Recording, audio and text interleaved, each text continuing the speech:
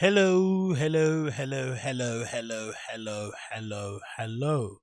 Welcome back to the Random Show episode number 98. With your host, Agostino Zinga. This is the Random Show episode number 98. I hope you are doing well wherever you may be. I hope you are doing swimmingly. How am I?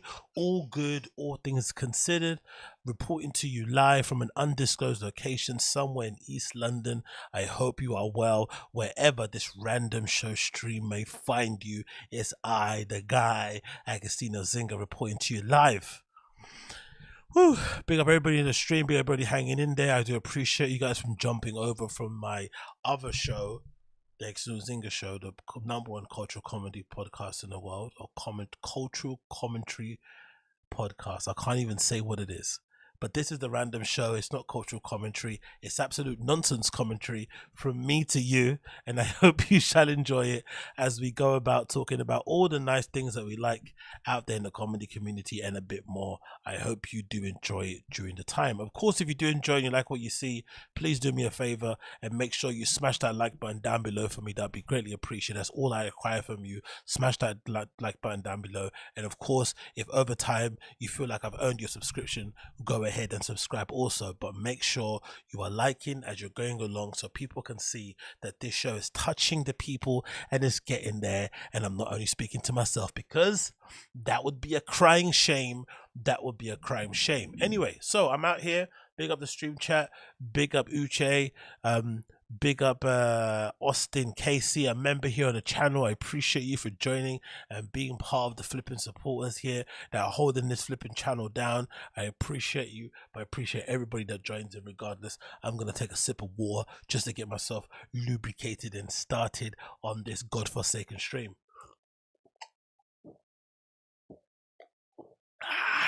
Beautiful. Anyway, so I'm wondering, right, looking, this camera is really good. It kind of shows me a bit more off, but it also, you know, definitely shows up that I haven't got a haircut in a while, and I obviously haven't washed my hair in a while also. As you can see, I think that other webcam I was using, I was using the iPhone. Now the webcam I was using was a little bit more poorer quality, so it kind of makes me a bit darker, but this is super light. You can see literally everything on my face, which is good and bad, but it kind of shows up I need a haircut. I definitely need a haircut, and I'm hoping that happens sooner rather than later. But yeah, apologies for the lateness as per usual from everybody, but you know how it is. I'm here anyway, so let's just crack on with the show and get going. First of all thing, shades cow, I'm actually gonna think about getting dread in it. I need to do braids. My mum actually told me the other day.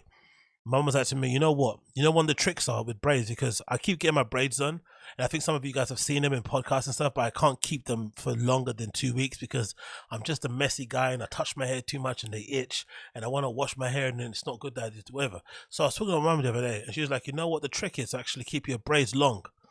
She's like, you know what? You're not meant to wash them. You're meant to just keep them the way they are when you get them from the shop for as long as possible. Keep wrapping it, but you're not meant to wash it. Because I saw online, some people were saying when they get braids, they wash it, but after 2 weeks, where they kind of get water and kind of, you know, rub it on in between the braids and whatnot, you know, shampoo or conditioner. So really lightly, and then kind of rinse it out with water. But my mum said if you actually want to keep it well, once you get the hair done in the flipping salon, don't use dry shampoo or anything, and just let them kind of braid it normally, and then don't wash it for as long as you can hold on to not washing it. The only problem is that not washing it, right, it's horrible, especially if you put product in it, because your scalp starts to itch and it starts to smell. And I work out quite a lot. I work out like maybe 3 to 5 times a week, and I sweat out. You know, I'm a big dude. I sweat a lot, so that sweat is seeping through my forehead, it's seeping through my hair, and I just feel yucky with my hair not washed. So I kind of go for it, and then it ends up being all splayed, end up looking like Jim Jones during his Dipset days, and people start crying, especially the women and children all around me. So I'm gonna try try it again and see how it goes, but for the most part my hair is an absolute mess because of this new camera. Who would have known upgrading the camera a little bit would cause me to look at myself and think, damn, I look like a bum. So if during the video I put up my hood, do not be alarmed, do not be scared. I'm not one of those bad boys that you meet in the area. I'm not one of these black ruffians, right? I'm not one of those guys. I'm just putting up my hood just so I can make sure that when I'm looking at myself at this other screen here, that I'm not scared of what I see, because when I see this other screen, all I see is a hoodlum, all I see is a hood rat, and all I see is somebody that might knock down your granny and take her purse and nick it and take whatever $36 she has in there and go buy some yum-yums, because that's the kind of goon that I would be.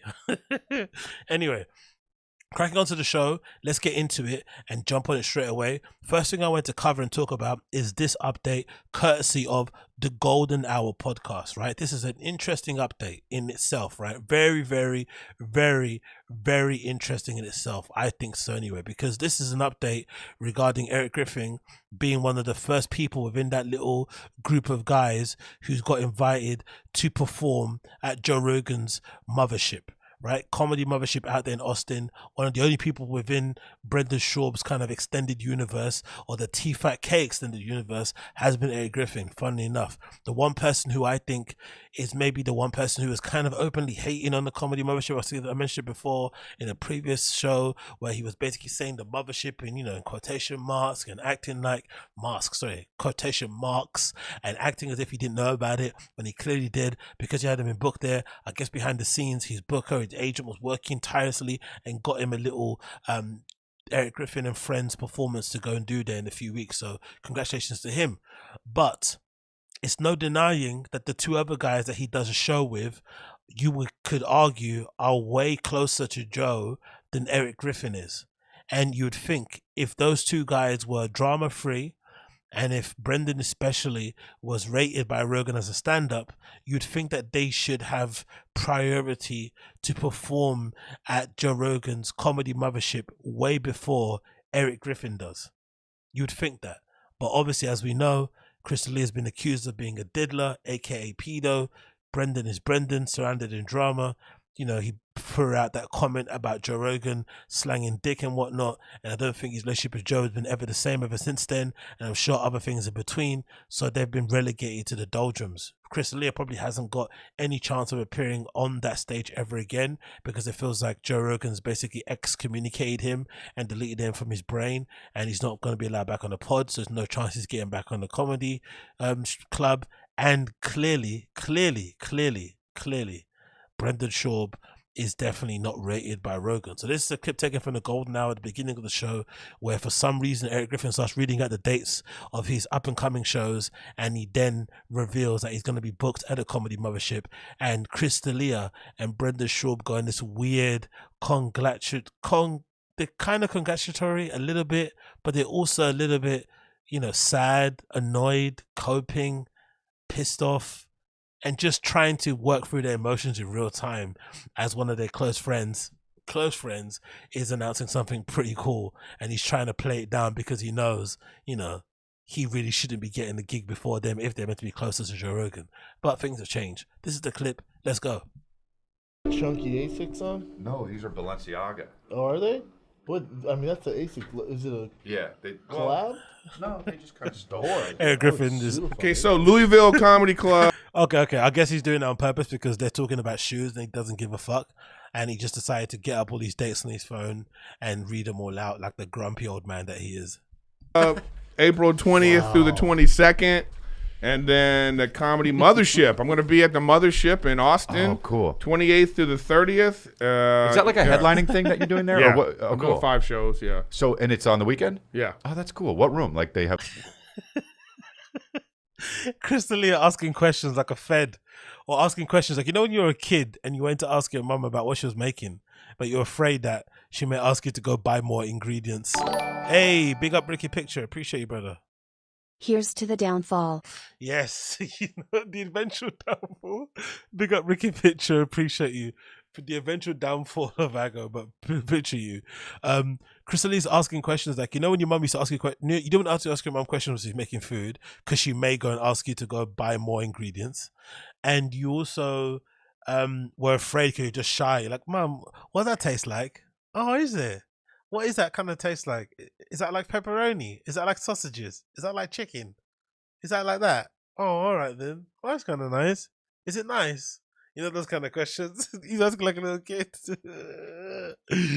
Oh, it must be so brutal to take, man.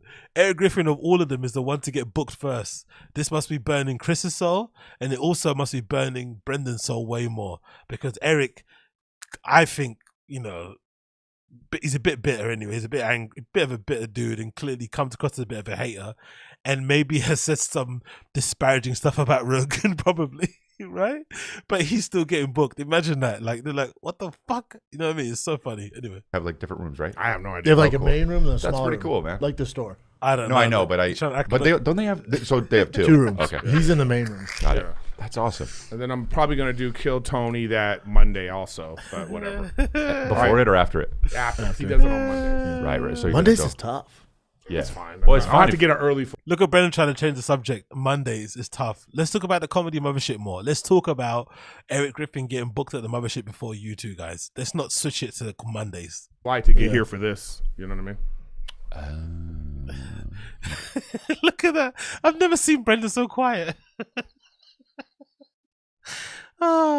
It's kind of more respectful. It's kind of more respectable from Rogan that he's doing what he's doing with Brendan, where I would believe this kind of theory that's been floated, where he's basically told him, hey, you're not funny enough at the moment to play at my club, get funnier and then you'll play.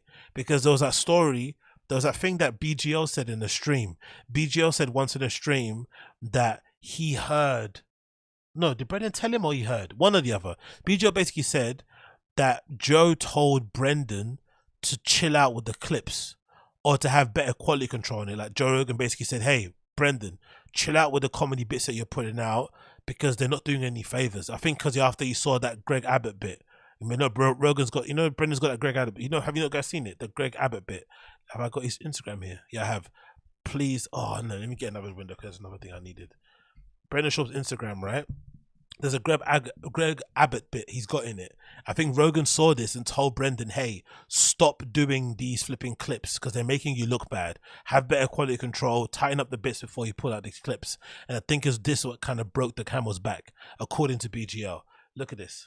Though I would trade my governor for your governor Abbott. I don't agree with his abortion stuff. It's like, how is he gonna have an opinion on abortion when his wiener doesn't work?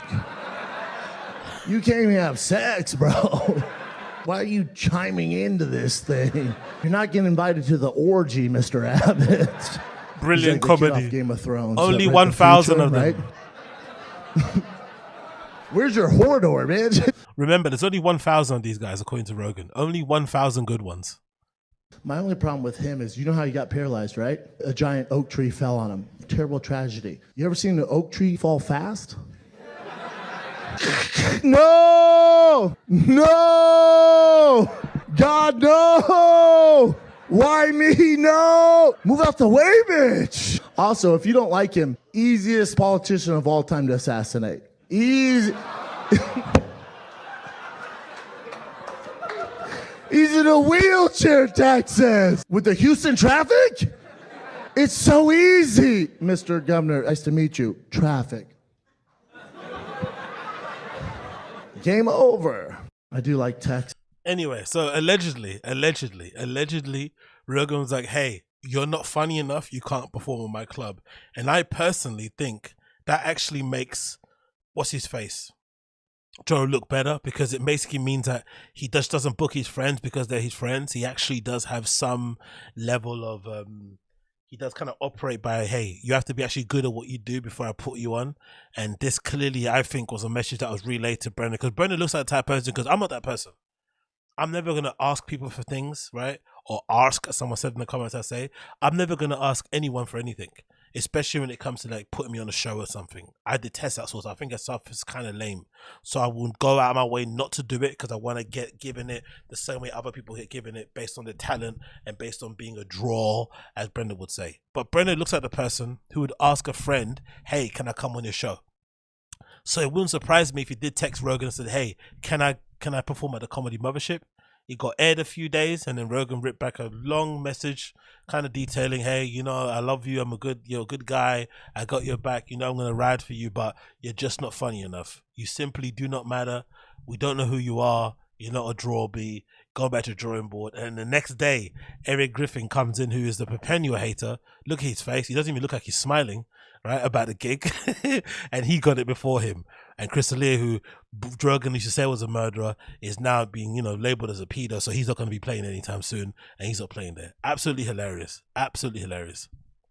Yeah. So that's going to be a nightmare, but it is what it is. Chris, your tickets just went on sale, right? Yeah, Chris. Go ahead. Yeah. Okay, because I want to. Look at he's such a subject. He let ERIK have 3 minutes. Is it kind of looking a bit weird? Yet let having 2 minutes or something of promo for his pretty important show, playing at, you know, maybe the most important comedy club in the country now in America, right? With Joe Rogan's flipping comedy mothership, and he gave him a minute. And then as soon as he said that, he switched over to Chris. "Hey Chris, why don't you tell us about your shows? I don't want to be made feel more uncomfortable that ERIK Griffin's playing this show. Fuck ERIK Griffin. Tell me about your shows. I find this hilarious." Okay. Let me get them up here. Because there are a few cities. Just let's. ChrisLea.com. You know, I know you hate when I say that my website, but Just go there. yeah. Where? Up there? Yeah, go to ChrisDelia.com. Yeah, So, hey, and how then- was you guys this weekend? True. No, but yeah. I still maintain that I'm one of the only people in the world who cares about this stuff, and it legitimately drives me insane. Most of these guys, it does not matter when they say these dates, because if you want to buy the tickets, you'll buy them. If you don't, you won't. Why not just say, "Hey, I'm playing in a city near you sometime very soon. Check out my website for more information." Why do they need to list all the dates? Like, what's this obsession with saying, "I'm playing April 11th at Spokane, blah, blah, blah, blah." Like, no one remembers this shit. Just say, go to my website and check out the dates. If you want to play, if you want to buy tickets, buy the tickets. If not, keep it moving. This reading out the dates thing is so annoying. Legitimately annoying. Stop with the dates. Enough. Stop. But I guess they do it because it's a weird flex, because they want to be made feel important. It's like, oh, if you got more, it's like maybe it's a goal of a comedian. When you first start out, you may have 2 dates that you promote in your podcast, then you get better and you have like 5, then you have 10, and all of a sudden you're doing tours. But it's like, look, if I'm listening to your pod and I like what I hear, I'm gonna want to snoop around. I'm gonna check out your Instagram. I might go on your Twitter. I might check you out on different, you know, interview places and stuff, and eventually I'll get on your website. I don't need you to tell me your dates and I'm gonna be like, "Oh my god, he's in Washington, I'm gonna be there." We don't care. Or I know I don't care anyway. Maybe some of you guys out there care, but I know I don't. It gets on my nerves. I flipping hate it, and I wish they'd all flipping shut up about it, but I guess it's part of the flipping game. So moving on from that one, let's jump on to the next thing that I wanted to quickly talk about. If I can get it up on here, please bear with me 1 second. Yes, I found it. So this is a pretty decent clip, right? This is courtesy of the Friday Kid subreddit, and it features Danny Brown talking to Tony Hinchcliffe about the issues that he has with comedians, having hang out with a few of them because of his friendship with Joe, because he basically has his podcast on Tom Segura's network and they're clearly friends, and just generally it seems like he likes to hang around type of guys. And generally I still think Danny Brown may have one of the best comedy podcast debuts ever when he first appeared on flipping Joey Diaz, The Church of What's Happening right now, back in the day. That episode, the first time he come on and maybe the second time, were legitimately insane. That's when nobody kind of had heard of Danny Brown in a podcasting platform way. I think if you're a fan of his music and you kind of follow his career, you know he always gives good interviews. But I guess when he was around comedians and he got to basically be himself and kind of be silly and tell some of his awesome stories, he came across amazing. I guarantee you, please, if you haven't got the time now, or if you're looking for something to watch in the archives that's way funnier than anything you're going to see nowadays, please check out Danny Brown's first appearances on Joey Diaz's The Church of What's Happening Right Now, back when he had Lee Saya on the show. It's genuinely one of the best episodes you're ever going to hear. Ridiculously incredible, really, really funny. Anyway, he appeared on his own podcast talking to Tony Hinchcliffe about the comedy scene and just how, you know, snaky and backstabby comedians are, and it's hilarious because just the entire time, please watch Tony Hinchcliffe's face as he squirms, hearing Danny Brown describe how him and his friends act, you know, behind each other's back, essentially in the green room. It's absolutely incredible. Maybe a second as I get loaded up here. Boom. Let's get up on the screen so you guys can see what I'm talking about.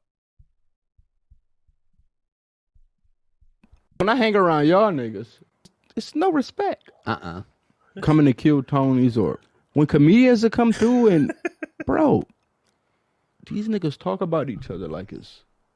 I've seen comedians like talk shit about other comedians that they didn't even know that I knew that comedian. Yeah, exactly. Which is the worst shit ever. I might talk shit about a nigga jokes. And this and that, but it's all about like financial shit. They be like, this nigga broke. Oh, really? I swear I seen it. All I've been funded from your shit, bro. Being backstage at Kill Tony, bro. Comedians are the worst people to even have like a emotional connection with. These niggas, they gonna use it for a joke, or they gonna talk shit about you to another comedian. What? I swear to God. There's good ones. There's good ones. Some of the best people I know are comedians. There's a couple of the worst too. Y'all niggas just be talking shit about niggas backstage. I don't fuck with it, bro. Which is why I don't buy any of this nonsense that they say about helping each other out and being happy for each other's success. And it's also why I've always said I always will have respect for and think Rogan is a top dude. Because I think despite his flaws, I think if anyone else in comedy had Rogan's power, had Rogan's influence, had Rogan's respect, whatever it may be, they would be legitimate tyrants. Some of you may think Rogan's a tyrant. I don't necessarily think so. I think he goes above and beyond to help people out, and he's clearly one of the more chiller type of guys in the scene. Despite how wealthy and successful he is, he still kind of tries to act regular and still tries to help people out in a weird way. But I think these other guys who aren't as successful as him, who get a little bit of fame, who maybe have, you know, delusional ideas of how talented they actually are, if they were given the same level of fame and influence that Rogan had, they'd be insane. Because the truth of it is, behind the scenes, all of these guys, for some reason, I don't know why it is this particular, you know, genre, this particular field of entertainment, this particular sector of entertainment, for some reason, it brings out the bitch-made energy in most men. You've never seen more men gossip about other men than in comedy. Maybe I contribute to some of it also, but I think just as like a viewer from the outside watching it as a reality TV show, I wouldn't really view this as gossip in any way. I just view this as kind of, you know, laughing at these guys who say and do silly things. But I think behind the scenes, the stuff that these guys say to each other must be brutal. Must be brutal.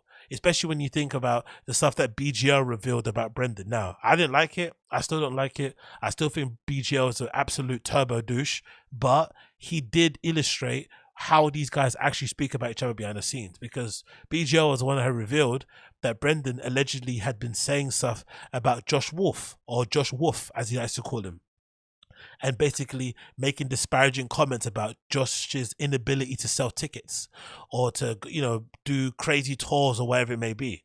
And it's really, really, you know, disgusting to think about that if that's true, because Josh Wolf was one of the only people that really stood by Brendan and Bryan to a certain extent when they were going through what they were going through. When Bryan was accused of rape and the podcast was in turmoil and Brendan was trying to find co-hosts to kind of hold it down, and he didn't like the black guys and Chappelle and Malik clearly, and he wanted to kind of have more white energy on there. He decided to just reach out to flipping Josh Wolf, and he kind of went out of his way to stand by them, even though maybe he needed it more than they did, who knows. But still, he put his reputation on the line because he's kind of well liked and stuff, and held them down. And even though he held them down and supported them and was on the show and made it somewhat entertaining and added another perspective to it, which probably Brendan got bored of after a period of time because he hasn't been back yet in a while, maybe because he lives somewhere else, who knows. But the thanks he gets for it is what? Is allegedly, supposedly, Brendan says behind the scenes, hey, this guy doesn't sell tickets, he's not a draw, and all that malarkey. These guys are awful. Awful. No respect to anybody. No respect. They talk about each other all the time. They're always pocket watching also. Can you just imagine the amount of pocket watching these guys do? He or she doesn't deserve that. I should be on way more. Blah, blah, blah, blah, blah. When the reality is, all of their specials suck. With a small exception, really, the reality is they're all getting overpaid. Really, if you think about it.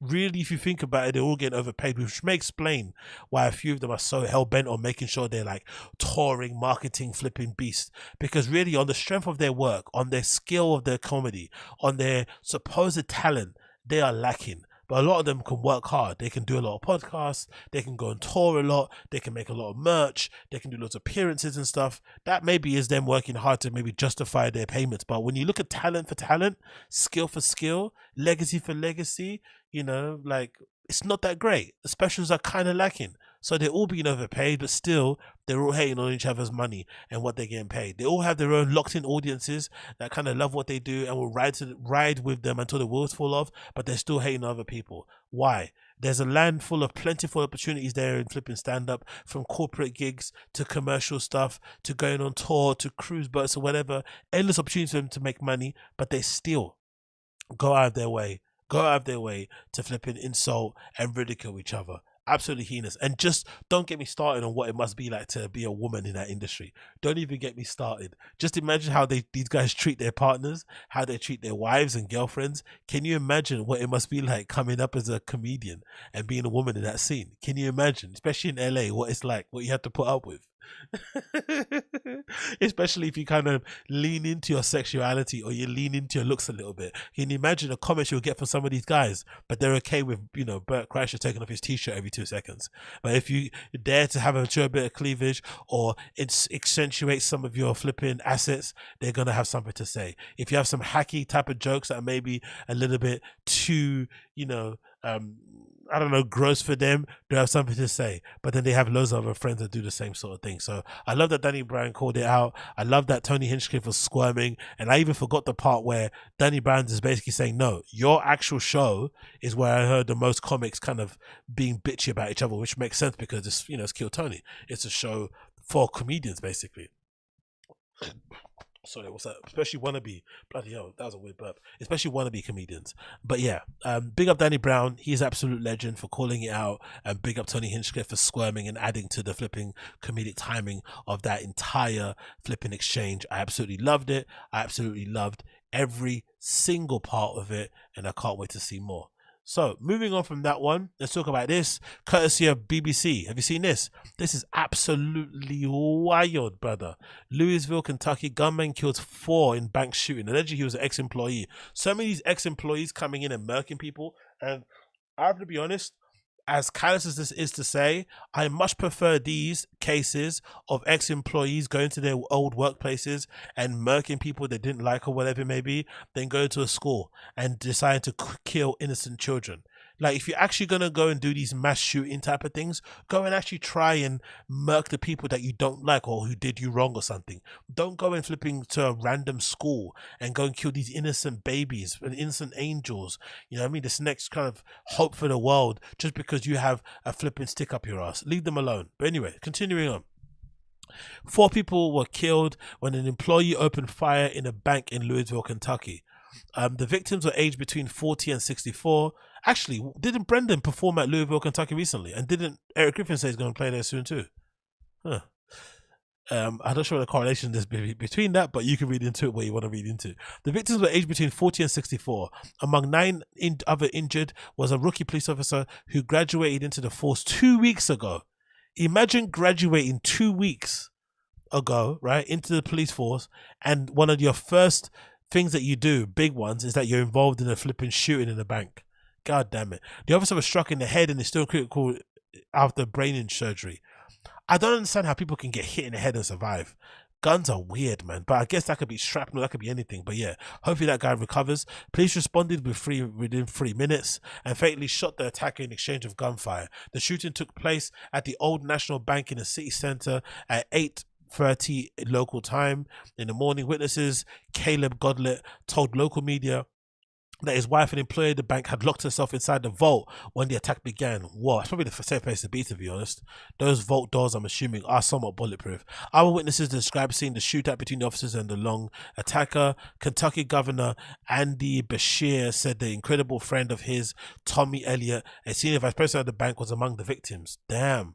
Tommy Elliott helped me build my law career, helped me become a governor, and gave me advice on being a good dad. The victims were identified as Thomas Elliott, 63, James Tutt, 64, Joseph Barrick, 40, and Juliana Farmer, 45. RIP to all those victims. Absolutely terrible. It says Jim Ryan, CEO of the Old National Bank, said the safety of his employees, customers was paramount, adding that the bank officials were keeping everyone affected by the tragedy in our thoughts and prayers. The officer was struck in the head, was identified as Louisville Metro Police Officer Nicholas Walt, 26. That's the kid that got shot in the head. Recover soon, my guy, because that's flipping awful. City Councilman Anthony Piaganti told Courier Journal newspaper that Mr. Wilt graduated from the Academy on 31st of March and his brother enrolled in the Police Academy. Louisville Mayor Craig Greenberg called the attack an evil act of targeted violence. Two survivors told WHAS TV that the gunshots first broke out on the ground floor conference room where employees had gathered.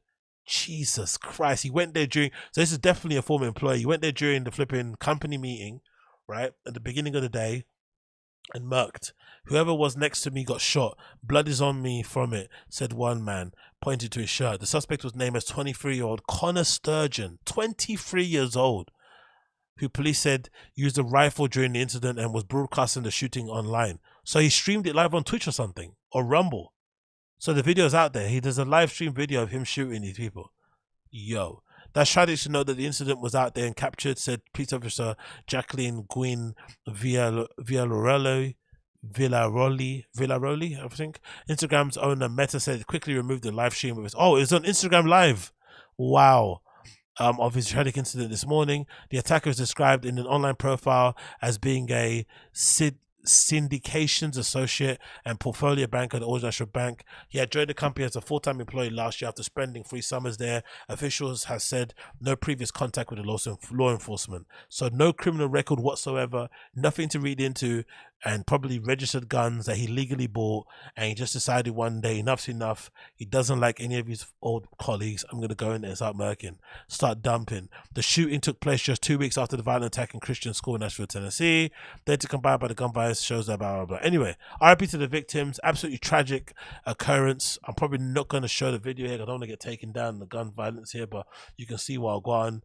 And big up the police officers that have responded and were brave enough to engage the guy and take him out, because we saw what those flipping what you call it? Oh, actually no, because we saw what those police officers in Texas did in it that time in the school shooting. They all pussied out of it and they were all scared and they didn't put their lives on the line, and then more kids ended up perishing. So when police officers do put their lives on line and do go out of their way, they should be kind of congratulated for it. But oh my god, one absolute tragedy of an occasion, and my thoughts and feelings go out to the victims of that tragedy. Moving on from that, we've got another video here courtesy of ADIN Updates, which features the very popular live streamer ADIN Ross confessing to everybody about his opioid addiction.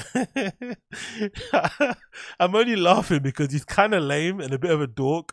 If this is the kid who's the poster child now for lean addiction and shit, lean is kind of, it's officially over.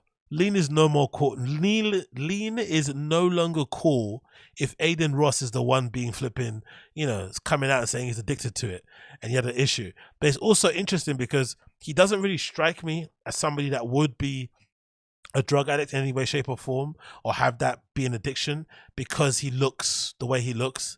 But maybe that's part of the reasons why people get addicted, right? Is you're able to kind of keep these things under wraps and kind of keep them away from prying eyes and kind of do them in private or whatever it may be. But anyway, this is ADIN Ross opening up about his opioid addiction, and we can hear about how he basically got in the clutches of lean and it become like a full-time thing, and now he's trying to get over it. Let's see what he has to say. Bro, it's ADIN. Hope everyone's been doing well, but I hope everyone's been taking care of themselves. Didn't he tell people not to watch porn? Then he got on live stream, started streaming porn, went on Pornhub and said, what do you guys want to watch? So now he's telling his kids, don't drink lean, it's bad. But most likely he's going to get online and buy lean online or something, show his live streamers, his live stream audience, or just send somebody a box of lean. You know what I mean? Like, I don't know what is real or not with this dude, or even though he's trolling, but let's continue. Wait, why does he talk like that? Is that like a speech impediment? Is that like an accent? Or is he just like a little bit double-digit IQ? There's like a little, he's kind of got that thing that other streaming does. What's his name? That one from He talks like, yeah, stream, chat stream. I forgot that guy, XQC. He's got that kind of.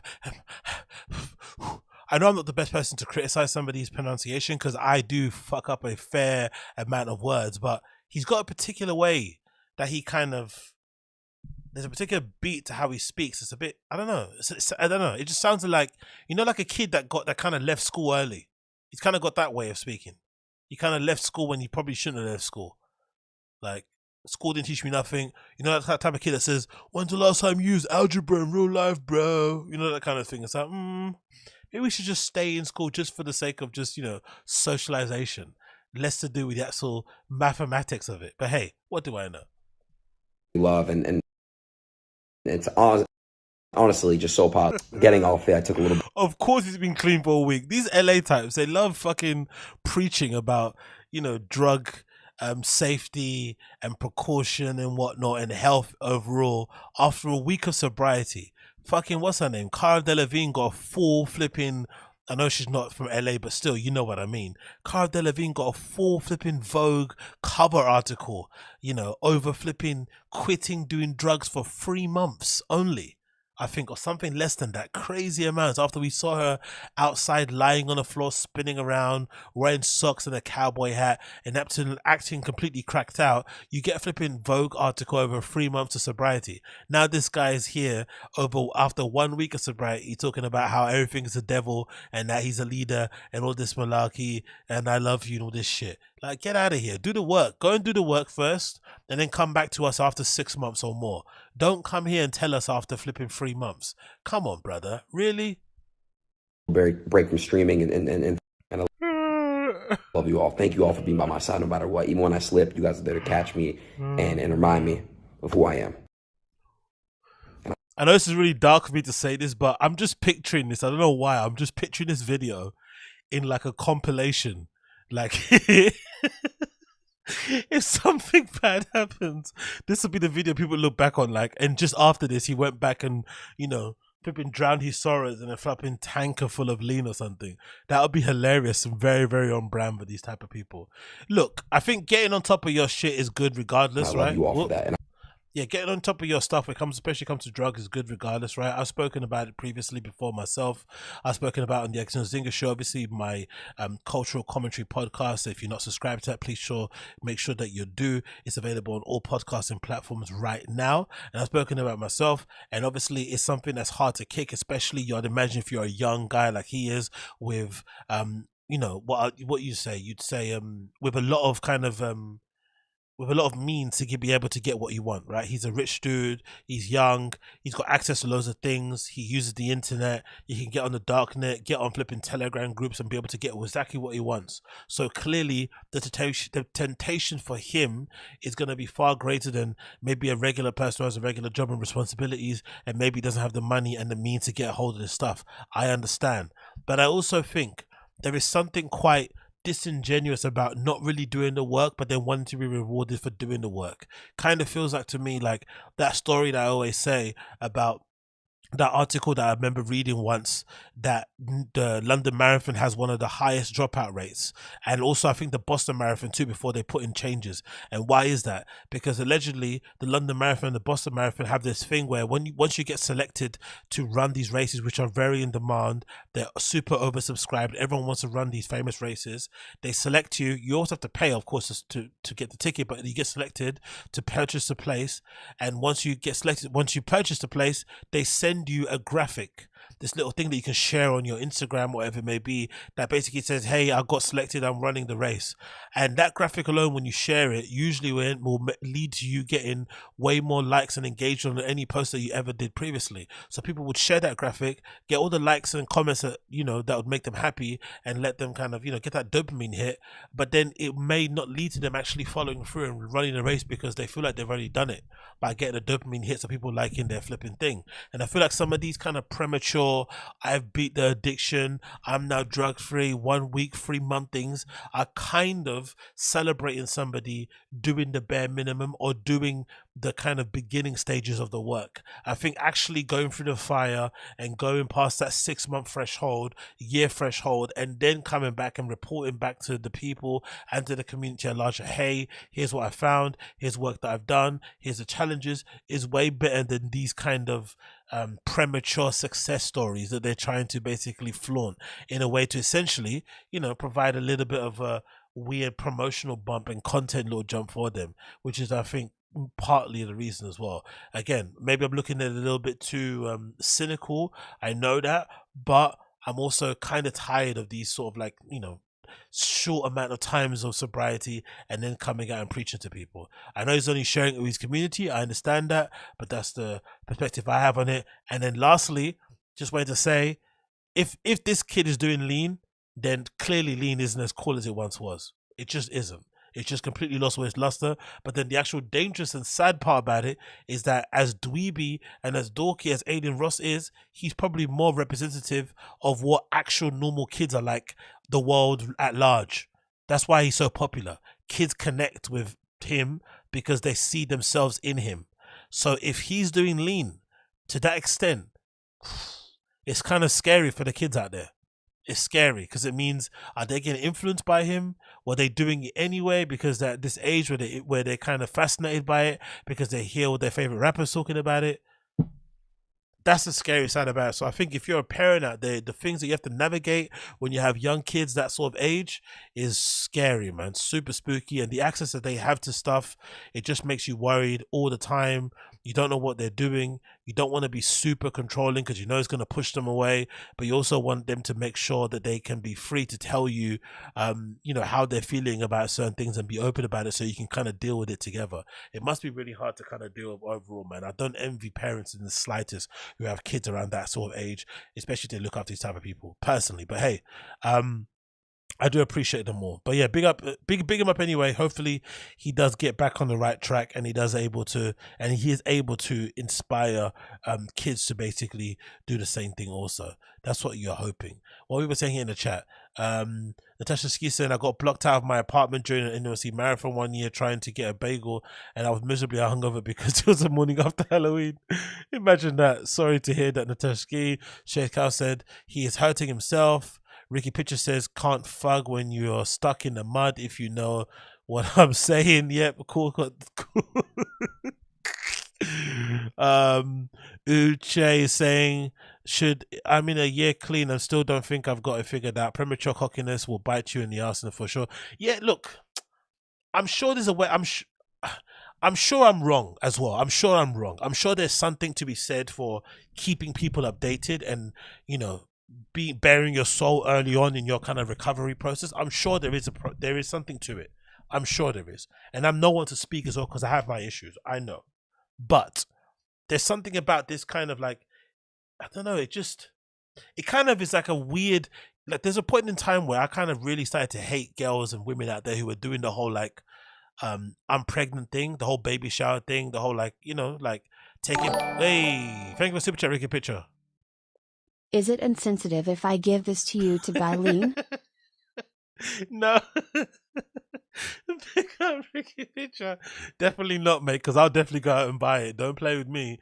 Don't threaten me with a fucking good time. Don't dare me to have fun, all right? Because I'll go out and have it, and I'll tell you about it. I won't lie. I won't get on you and say, "Oh, I'm 4 months into this, and I'm a soldier." It's like, no. I'll tell you about my mishaps. I'll tell you all the time. Going to fucking rave sober is fucking awful. I'd much rather be yacked out of my mind, but I'm also aware that I'm not the guy that I once was, and I also want to make something of my life, so I have to kind of balance up those two things. But yeah, bring up Ricky Pitcher, but I think some of this premature kind of cockiness when it comes to sobriety kind of reminds me of why I started to hate all that baby shower shit that people are doing.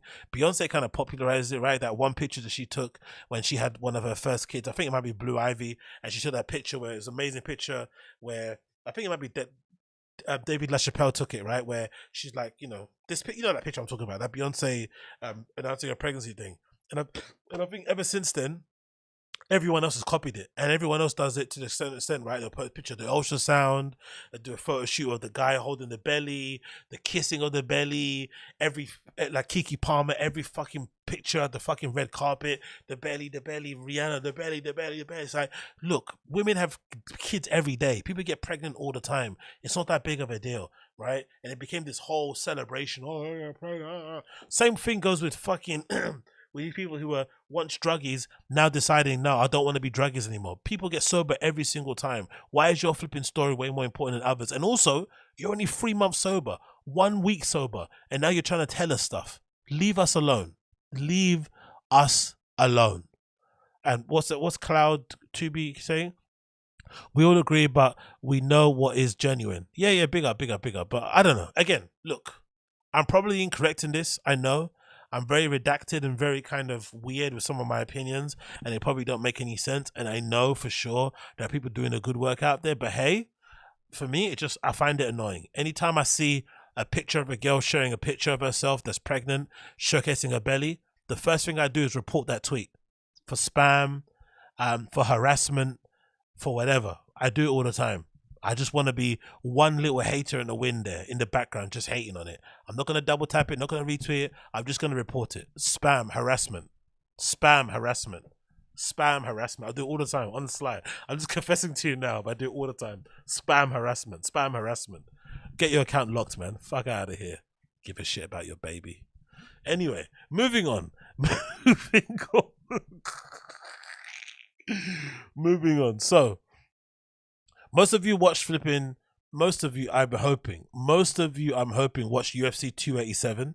And obviously, most of you, myself included, were extremely happy that Israel Adesanya was able to get revenge on Alex Pereira, or as Brendan likes to call him, Alex Pereira, right? But Alex Pereira, right, from Brazil, unfortunately got absolutely knocked cold by Israel Adesanya, and it was an absolutely amazing fight for as long as it lasted. Now, I have to confess to everybody that I purposely did not watch it live because I was so kind of nervous for Israel, because I know what this fight meant to him, and I know the history that these guys have in kickboxing and how many times Alex has beat Israel and knocked him out, one of the only few people to actually knock him out in the fight, and what he did to him in the previous fight, despite Israel being up in points and the power that he has in his hands and stuff, and then being quite even when it comes to the kickboxing skills, but somehow Alex having the overall power over him.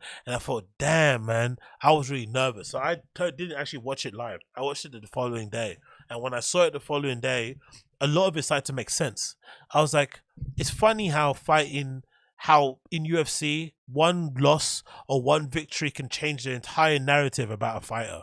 Because after the first fight that they had in the UFC, everyone was essentially saying that Alex is going to dominate that division for a while unless he fights somebody that can grapple pretty well. So everyone was saying that if you fight someone like a Hamzat, he might get absolutely mollywopped and dragged around. Yay, big up Angel Reagan. Is he got his revenge for reals? Yeah, for real. Big up Angel Reagan for the 112.34 donation. I appreciate you, brother. I appreciate you.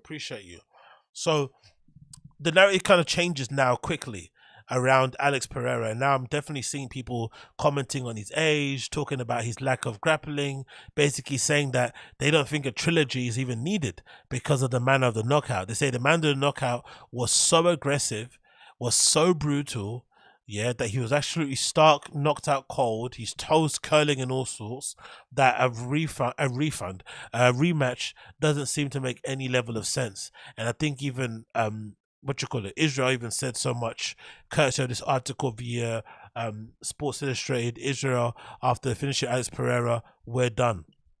I've closed that chapter and now I move on. So clearly he kind of got his get back. But I'm wondering if Alex knocked him out or TKO'd in the first fight, and even though Israel thought it was a premature stop, and then Israel got his get back, shouldn't they technically have a trilogy to kind of really, have it stamped and solidified?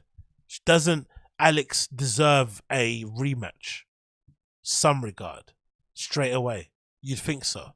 But that's the thing. The UFC narrative changes so quickly Now people are mentioning Alex's age. They're talking about how if he fights somebody that's decent at grappling, he's going to be out. Like, it's pretty crazy, really. But personally, I'm happy for Israel. I think it's amazing to see. I think he's earned a lot of fans off the back of this. For some reason, a lot of MMA fans don't really seem to like Israel Adesanya, which I don't really understand. He comes across pretty well, I think. And I just love, kind of his character overall. And the one thing that I really did like about it was that, because it generally did feel like this would be the biggest test of his career. This would be the one that would kind of define him, for better or worse. And I think he kind of proved his doubt was wrong. And if anything, he surprised people, because I think for whatever reason, people really underestimate Israel Adesanya's like power. I think maybe because of the way he's built and how slim and thin he looks, he probably doesn't look like somebody that does hit hard, but he clearly does hit hard. He clearly does wobble people. Like in the first fight, if you remember, he wobbled Alex a couple of times.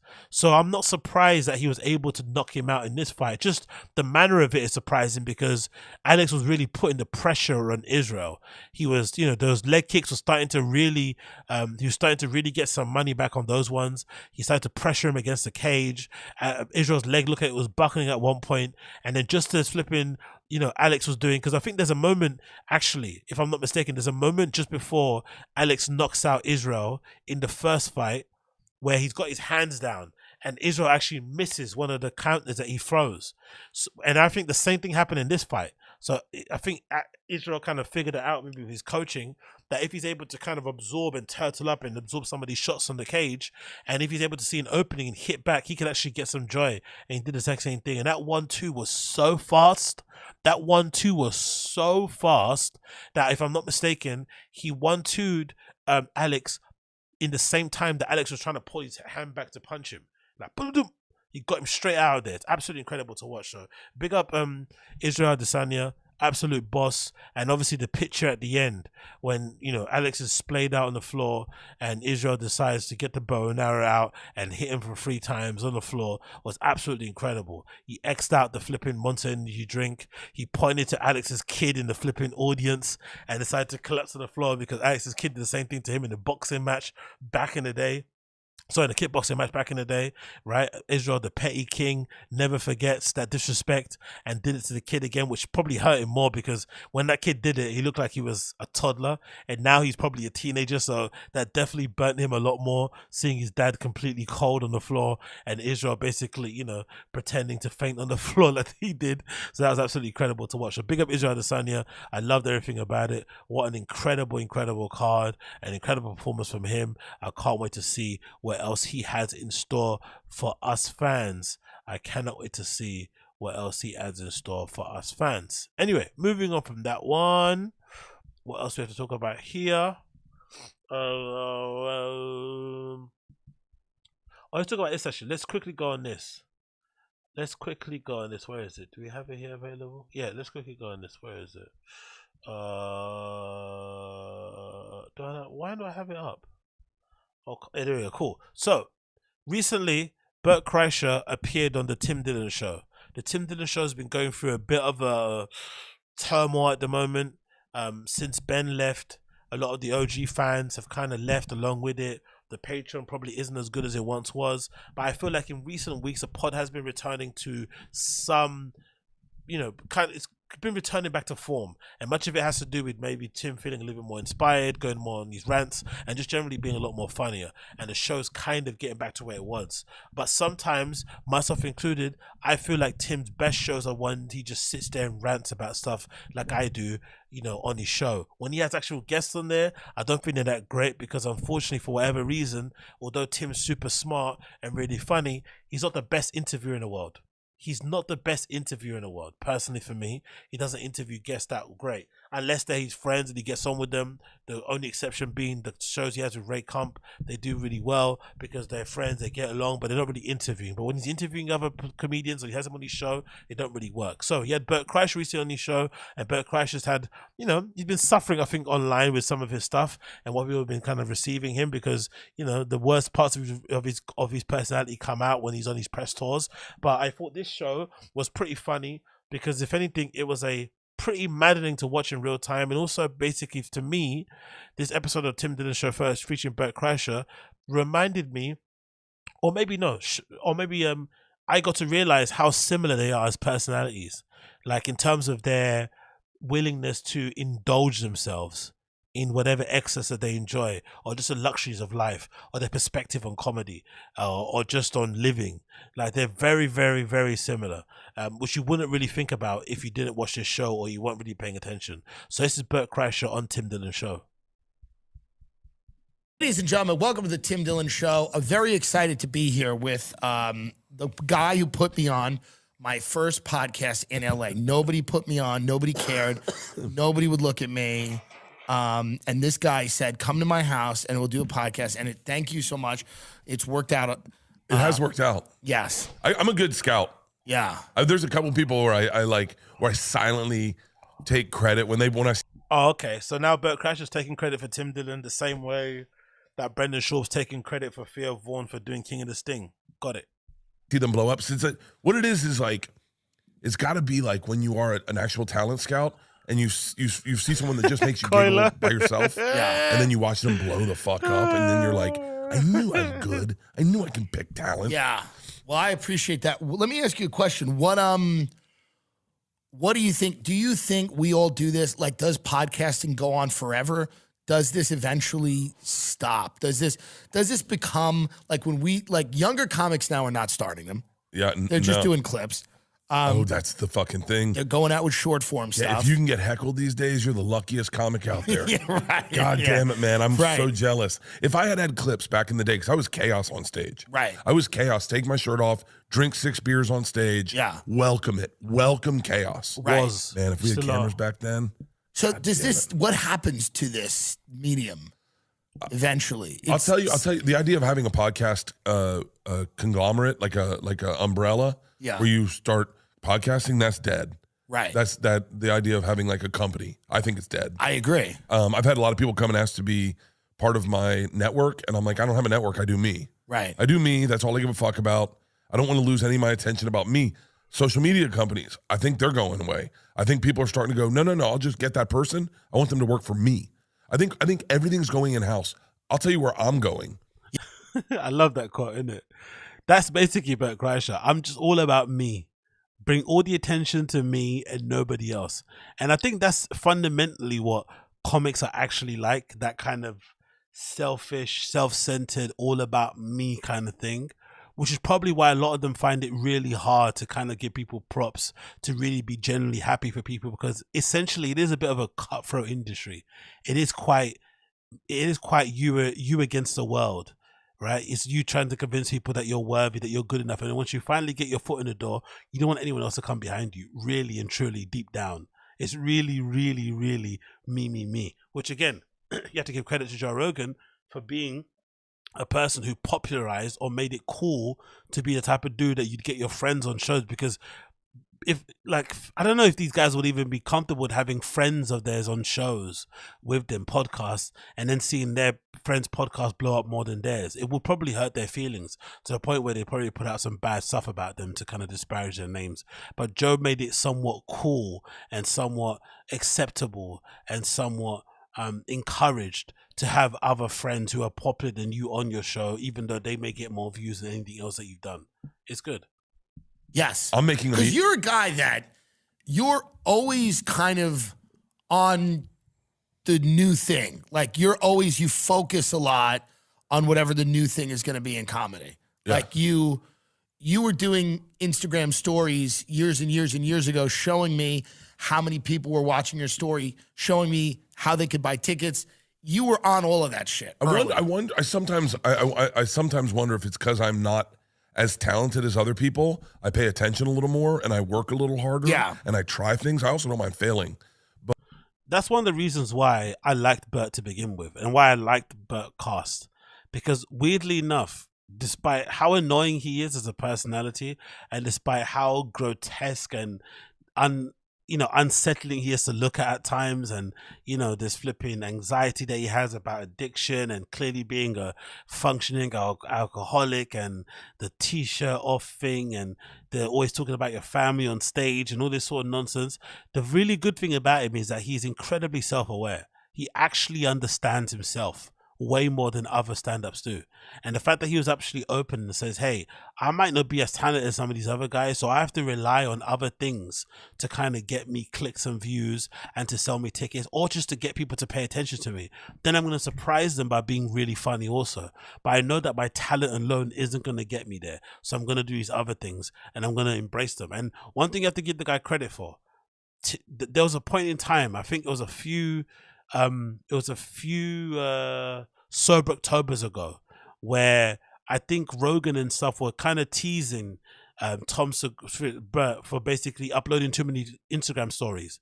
And they're like, I think someone said along the lines of, oh, you've got those stories where they become little dots, and kind of criticizing it, which is silly, because if you upload one story, doesn't mean you're better than somebody that uploads 20 in a day. You're still uploading a story. Like, lame is lame. You can't say one thing is better than the other. So they were shaming him for uploading too many stories. Now look at it.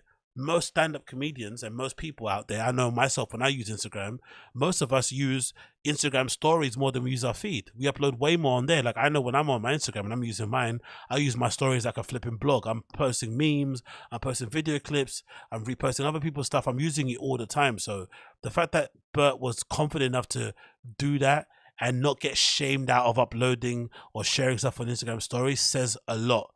Do you know what I mean? Now they're all doing it. So credit to him for that, at least. But yeah, I mean, I remember watching Joe and going, God, man, there's so much meat left on that bone.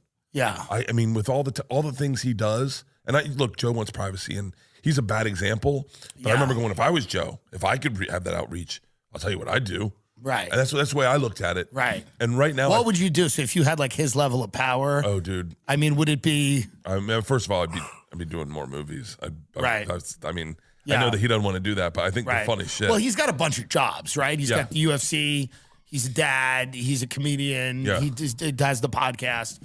So what? Those jobs, really? Don't know about that, bro. So, but it's for sure. There's maybe more. Yeah, I would do. He could do. He is lazy, I think, Joe. He is. He's a little lazy. I think that's kind of what we're getting at. I think what we're getting at is Rogan's kind of like a little bit lazy. Is that where we're going? I think he is. I mean, I think he is. Yeah. You look what it is. Okay, He for can real. work out more. What does he do? Talks to someone for 3 hours. That's it. I know. And then smokes weed and drinks. And this whole spending time with my family canard. Enough. I'm not buying it. Enough. I asked him his daughter's name the other day, and he stumbled.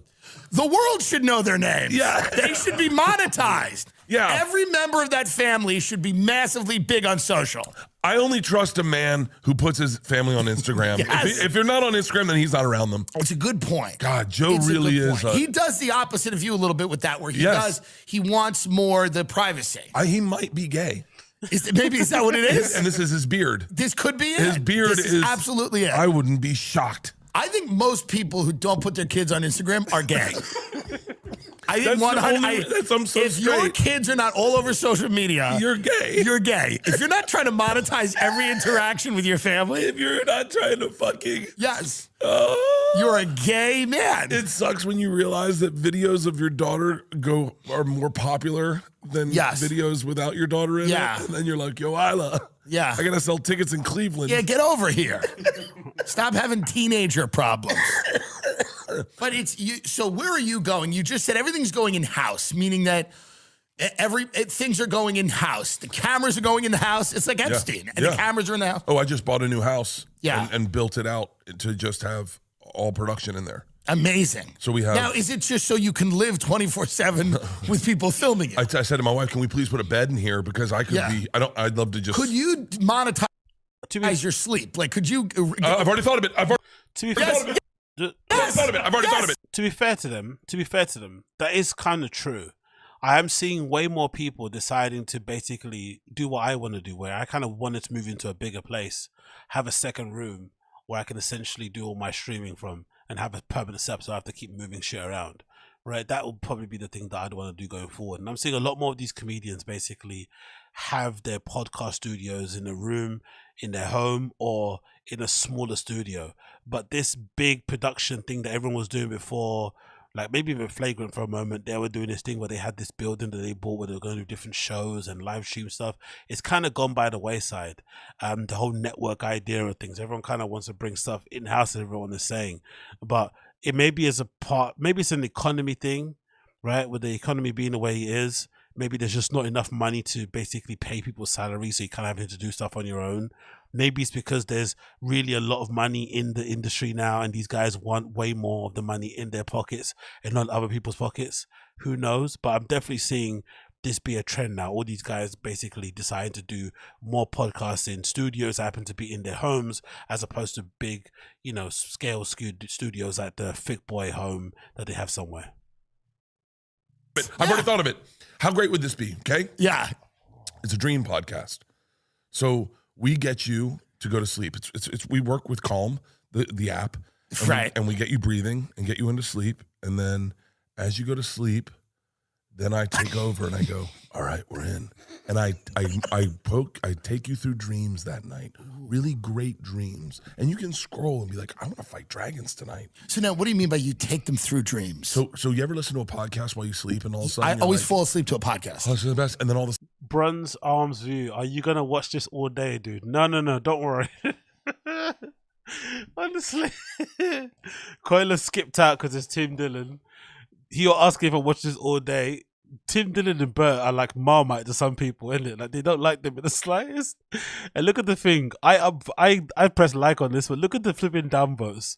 2.8 thousand people saying they don't like it. So clearly, Bert has this ability to like have people really love him because he sells out a lot of great places, right? Legitimately sells out a lot of great places, and it's clearly a big, huge draw, as flipping Brendan would say.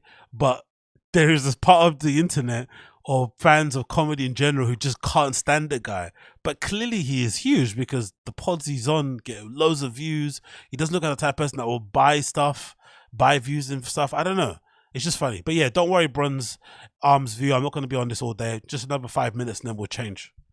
All of a sudden you're like, you have a dream that like it's you and Hitler and you guys are trying to clear out the eagle's nest before, Yes. and you're like, God damn it, I shouldn't have listened to the fucking Hitler podcast. When I went to Gotcha. sleep. So you're doing inspiring your dreams that And are that's- nicer. And then I'm like, hey, grab that Coke. Grab a Coca-Cola. We're going to be thirsty fighting dragons. Oh. And we put ad sales in there. So you're subliminally getting into their mind, because that's the last escape people have from the culture of advertising is sleep, and we need to end that. I had a dream. I listened to. Ironically, the last bastion of escape from advertising was podcasts. But now I feel like over the last few months, I've seen or heard way more ads on podcasts than I've ever done in the whole time I've listened to them. More so on Tim Dillon's show. It seems like he has 17 fucking, ads on his show. It's absolutely infuriating. Really, really is. They seem to be just a vessel to get ads, essentially, and the show quality or whatever it may be is second, if not last. And it's really starting to like sour the experience of listening to him because I'm having to run over to my phone to skip these fucking hard, adverts that you can't flip and skip over because they've been recorded into the show. It's so annoying.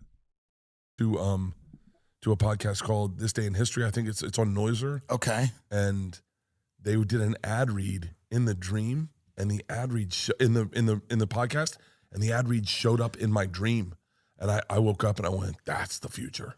Right. If you can find podcasts that put people to sleep, yeah. And some would argue that mine does. Right. Then you put ads in people's heads while they sleep, and then they wake up and they're like, it's like It's like MK Ultra programming them. Ultra programming. Yeah, like while they sleep, and you just can like Tito's. Uche, you read my mind.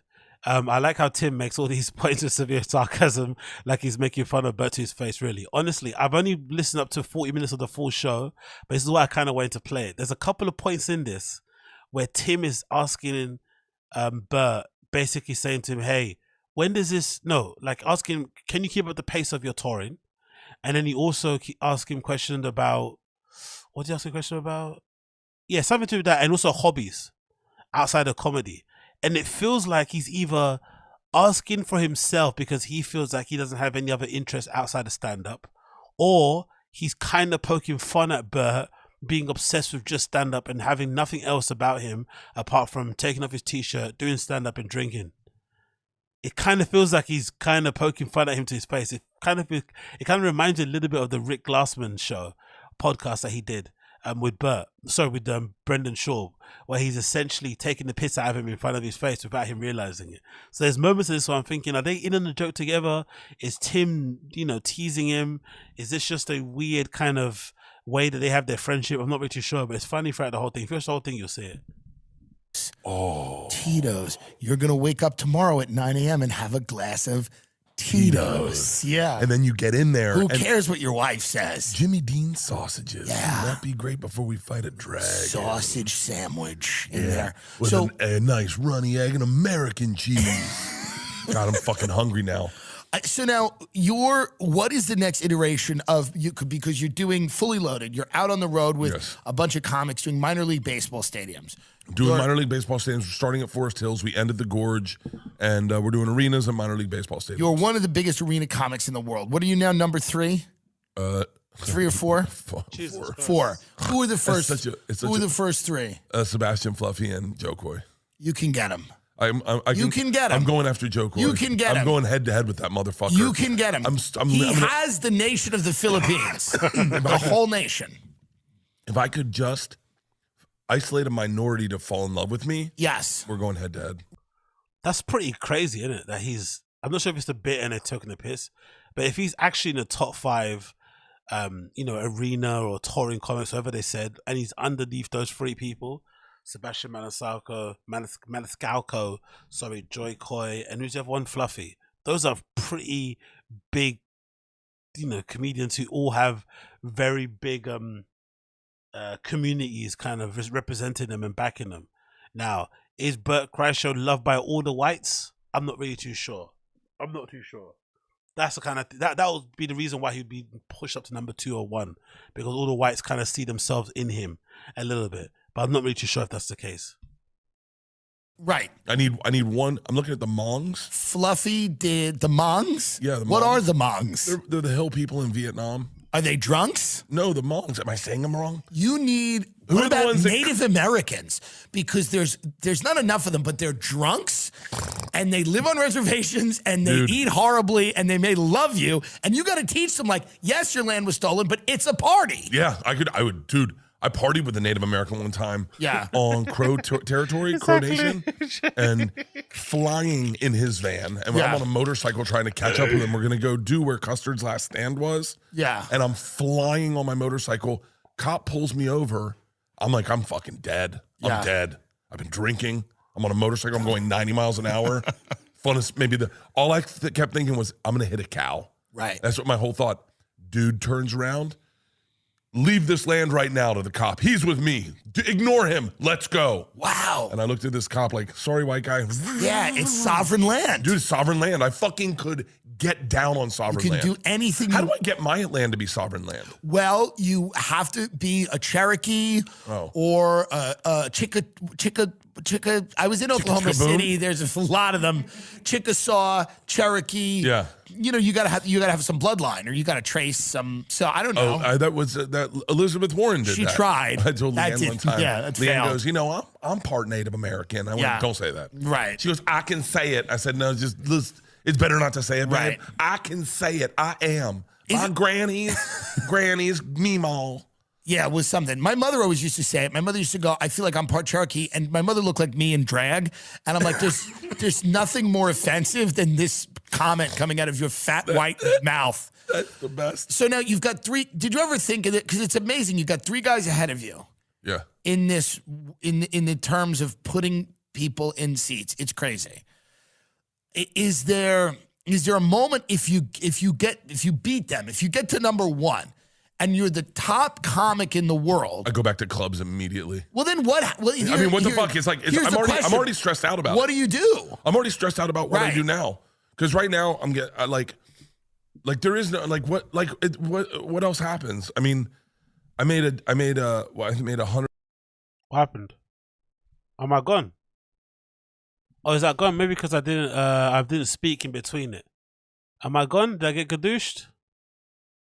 Okay, let me pause it and it'll come back. I'm on your side, Koila. Let me pause it. I'll come back. Hopefully, I'll come back. I don't need to stop or anything. Let's see. Let's see. Let's see. Hopefully, I didn't spoil it. Hopefully, I come back. Hopefully, I come back. Hopefully, I come back. Am I gonna come back? Am I not gonna come back? Let's hope. Let's hope I come back. I'm gonna take this off. I'm gonna go like that, and I'm gonna close it. Hopefully, it comes back. Am I back? Hopefully I come back. Let's wait, because I think they tried to take me off, but I'm still here. I haven't left anyway. I'm still here. Don't worry, I'm still here. I'm still here. Still here. I'm still here. I'm still here. I'm still here. Don't worry. It's coming back. It's coming back. It's coming back. It's coming back, guys. I'm sure it is. It's been temporarily blocked, so I'm sure it's going to come back in a bit. You just have to wait for it to catch up. And once it does, it shall be fine. I guarantee you it shall be fine. I guarantee you it will come back again. It will come back. There we go. There we go. No longer blocked. We're back again. We're back again. We're back again. We're back again. Yeah, I need to pause more. Yeah, we're back again. Cool. We're back. Hopefully you should feel it. Big up Koila for putting out the bad energy. Big up Koila for reporting me, right? Big up Koila for reporting the stream. He hates Tim Dillon so much he reported the stream. Koila reporting the stream like I'm reporting these flipping women online when they announce their pregnancies. Like, nah, I hate that shit. Report. Spam. Koila reported me. Okay. Message received. Koila and who's the other person? Koila and Bronze Arm View are gonna be super happy, man. The Tim Dillon and Bert Kreischer section is over. No more abuse. You guys are free. You guys are free. Oh, but yeah, I think someone said I think I need to keep pausing and playing in it way more, right? And you can't stay silent for long periods of time or it nabs you, which is annoying because I hate kind of one of the common complaints I get from the stream is you talk too much. You're always talking in between the clips. So I want to let the clips play out. And let the clips play out and then I get flipping, gadooshed. I can't win. I can't win, B. I can't win. Anyway, moving on from that, let's talk about this briefly. Very, very, very, very briefly. Where can I see it here? Yeah, this is a clip posted by the Kids subreddit. It features Dan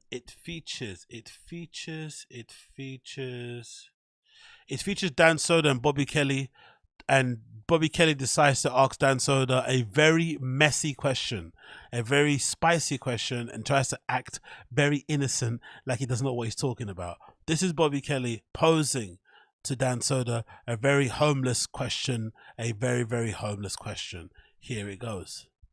How long has Dan been on Fighter and the Kid subreddit? Oh, there you go. They're going for trolls. Everyone looks at subreddits. What is that? It's a subreddit on. I don't go to Reddit. Oh, it's like a place where they bash Brendan Schaub's podcast. Oh, really? Well, comics. All the comics have. Because when you hear about it, you're like, there's this whole subreddit like bashing all the LA comics, and you're like, let me take a look at that. Oh, really? That's a better reflection on what that sub is now. It's less so than a sub about Schaub and Callen and the Fighter and the Kid, and more so a podcast or subreddit that calls out all the nonsense that those LA guys talk about. And for the most part, it's done kind of in jest. It's got done with a kind of tongue in mouth. It's done, to be kind of funny. I don't really think in there anybody's quite mean-spirited. But the funny thing about it is that most comics, again, most of these guys are very thin-skinned. Super, super, super, super thin-skinned, right?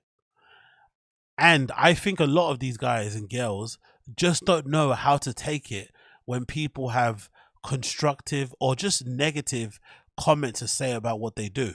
Like they just aren't there kind of like sucking them off and just, praising them to high heavens. They just don't know how to react to it. Because that's all I see on the flipping stream, on the subreddit, sorry. I see people pointing out when guys fuck up words, say weird stuff, have a horrible take, or just generally are unfunny, and these comics just don't know how to handle it. They get all thrown into a tizzy, they start complaining, they start crying, they start going on these rants about not reading comments, about social media isn't real, Reddit is full of demons, all this nonsense stuff, just to kind of cope with the fact that there's a very small minority of people in the grand scheme of things. Some of these comics, or these comedians are multi-millionaires. Some of these people go on tours, they fly in private jets, so you'd imagine the majority of the people out there like what they do because clearly they're being rewarded with it monetarily and with flipping success and careers and what else that they're doing. So clearly the naysayers in that small community on that subreddit aren't the majority of the fans out there. Most of the fans like what they do, but they still can't handle it. It's weird, isn't it? Being stand-up comics, being people who are on the front lines of, you know, the anti-establishment, anti-cancel culture, saying what you want, you know, flying off the seat of your pants and stuff, being fearless, willing to upset people, but then someone says your special sucked, if someone says you're not funny, if someone points out you don't sell as many tickets as you say you do, or that the stuff you talk about is absolute BS, or that you're a liar and a cheat and all this stuff, they start crying. It's absolutely incredible. It really is. Because I'm sure these guys all say far worse things about each other behind each other's back. We don't know these people, so it shouldn't really hurt as much. If people don't know you and they say crazy shit about you, it shouldn't hurt you as much as it hurts when your actual people that you actually know say it. That's what I think anyway. But again, what do I know? Every besides Bobby, all the younger folks, not the old folks home, all the young folks have gone and looked because it's like a spectacle. But Fighter and the Kids subreddit was like a place where everyone was like, oh, you know, they're shitting on Brendan Schaub and Bryan Callen. Right. And you would be like, oh, really? And you go look, and then another comic would talk about it, and you're like, I looked at that place, you know? And then there was some shit going on with Annie Letterman, who we both love, that I went and read the Reddit because I was like, this is like, it was like gossip. It's like, really? Yeah, it's like what'd they say about her? There was like her and Schaub had a problem. Oh, really? Oh, the thing. Yeah, where I guess. I heard about that. By the way, this thing there that happened with Schaub, again, this is the thing that makes me laugh about this thing. Don't look too deep into it. It's not that deep with the Brendan Schaub thing. He's just a very unlikable person. I think there's many people out there are unlikable, and on the internet, if you're unlikable, people will take the piss out of you because it's a way to kind of cope and deal and to kind of put up with your unlikableness instead of getting annoyed and wanting to cancel you. Let's just poke fun, because the opposite reaction would be, hey, let's get this guy cancelled for everything and have him back working in a flipping kickboxing gym. No one wants that. No one cares about these people as much as they think people care about them.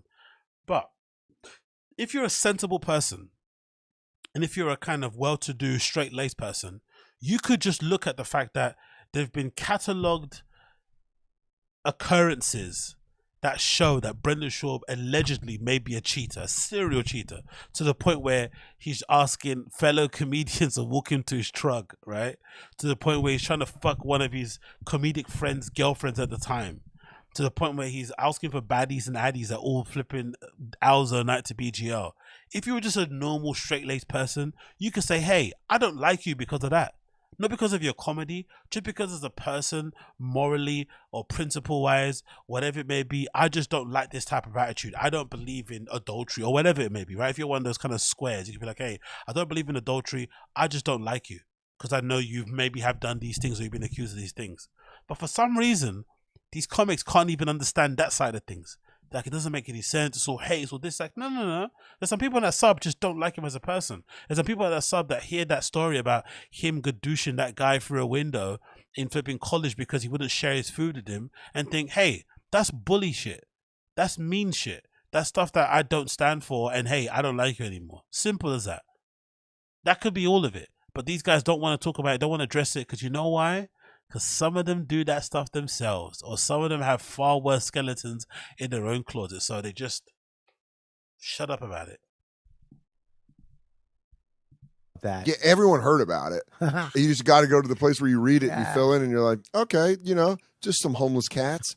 That's what they call themselves. They're just sitting there. I don't know, man. It's just PF Chang. But here's the thing, though, like those guys that talk shit, are funny. Even if they weren't funny, I legitimately think it's not that big of a deal. I really don't. I think these comics make far more out of it than what it is. And I think, oddly enough, similar to the no jumper thing, I think the fact that they're so scared of just a few people, a very small minority of people in the grand scheme of things, having some negative things to say about their work, has essentially made those things far more important than what they are. And now you have people, I feel like, going out of their way to say funny things on comments, on podcasts, so that these guys will see it, and it'll kind of, like people are going out of their way to be mean sometimes, I feel like, online, because they know these comics will read comments, because they give it power. They're basically making it, they basically make it obvious that it hurts their feelings. So if you're an actual legit troll, an actual legit shit poster, what are you going to do the first thing? You're going to make sure that you tease these guys and get under their skin so that they know, that you're there and you're out here and you don't like what they do. So essentially, kind of like the no jumper guys, when the no jumper Reddit started to pop off, they started to weigh into it way too much. They started to read it too much, and those guys started to play them like flipping puppets, and then the whole entire platform ended up kind of imploding in itself. These guys, I feel like I've empowered those guys too much, and now we are where we are. And I also think, in the grand scheme of things, just because a few people online don't like what you do, it doesn't really matter in the grand scheme of things. I said what I said earlier about Bert Kreischer and Tim Dillon. Some of you guys don't like Bert Kreischer, but look at the guy's views on his channels. Look at his views on look at his amount of engagement he gets on his social media posts. Clearly, the majority of the people out there, whether they're redacted or not, they love what he does. So for him to sit there and be annoyed that people like myself think his laugh is annoying, we think his stories are fake, and we think he's generally just an unpleasant person to look at because he's clearly a functioning alcoholic with a beet red face, he shouldn't be annoyed by that or be bothered by it, because the majority of the people out there pay for his lifestyle. They afford him an amazing life where he can put his kids through great schools, he can look after his wife, look after extended family, and fly around in private jets and perform stand-up with his t-shirt off. He's living the life. He's absolutely smashed it. It shouldn't really matter in the grand scheme of things. But what it does show, that, even though we don't matter, small minority of people out there, we kind of do matter, because these guys and gals are so used to people sucking them off, buying everything that they do, and just kind of essentially indulging them in all their nonsense. And the small minority of people that don't, they just can't handle it. They simply cannot handle it. Hey, what do I know? Moving on, we got this other clip here, courtesy of the Kids subreddit once again, because I refuse to watch this entire show in full. It features Crystalia and Bryan Callen on Crystalia's podcast Lifeline, which is funny because I could have sworn Bryan Callen said him and Crystalia aren't friends. I could have sworn he said they barely hung out. And you know what? I'm going to play one of those videos, because there was one particular one where he started going to the camera. I'm saying I don't. And he started doing that weird thing where he kind of over enunciates. Let me see if I can find it. It's Bryan Callen talking about Crystalia and basically responding to the haters out there who are basically saying that he threw him under the bus. Let's see if we can get this stuff up here before we play that one. Bryan Callen, Crystalia. Let's see if I can get it. Let's see. Let's Shades Cow, you did what you for, bruh. Come on, man. I saw that. I was like, excuse me. Let's see if it said response. Let's see. Response. Let's see if we can get it up on here. That's him. But you know what? Oh no, we don't want to play none of that. Go back, please. Get away from here. Look at that. I thought they weren't friends anymore. This is Crystalia heckling Bryan Callen on stage. They're not friends. Funny. Never hung out with each other anymore. Well, Sasa's never around. Where is it? There's one where he says like, oh, he says something. He's talking about it. He said, oh, I didn't say this. What did he say? He's responded to something. Bryan Callen did. Can I find it? Is it here? Liar, nope. It's not this one, is it? It can't be that one. Bryan Callen responds. Is that the one maybe? 2 years ago? No, that's when he responded on the podcast, isn't it? Fuck, it's the one where he's like standing. No, I think it's the one where he's on like the Conspiracy Social Club also. He speaks about him. Let's see if I can find it here. Where is it? He speaks about him on the Conspiracy Social Club. Oh, I don't have it here, do I? This is a myth. This is a myth. I definitely thought I imagined it, but I don't remember if that is true. he said something like,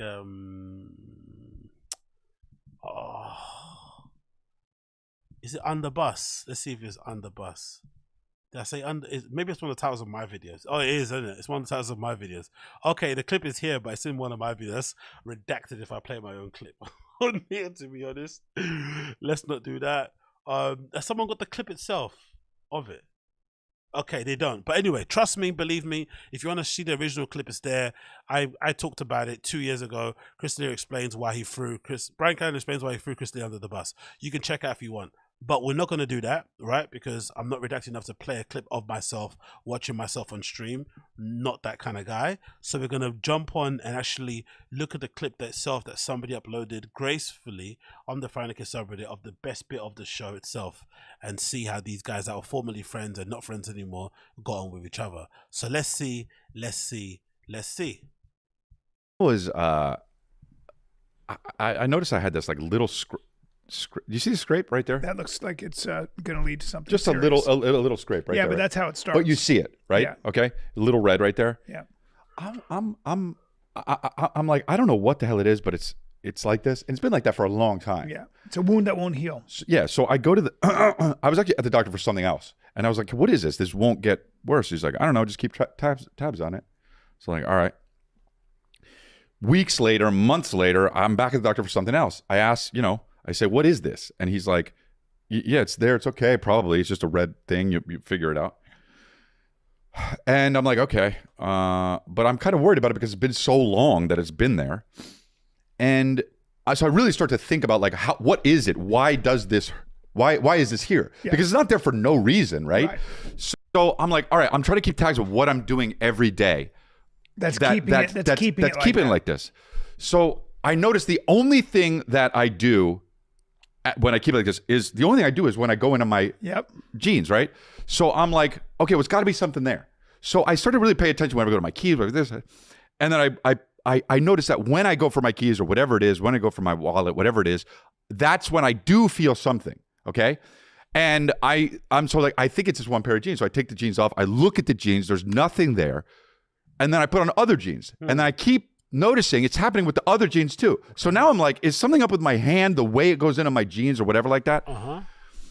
Every pair of jeans I wear, I'm doing like this. Okay. So I look at every pair of jeans. There's nothing there. And then it's nothing here. I try medicine. Nothing's really helping it. I wear jeans every day.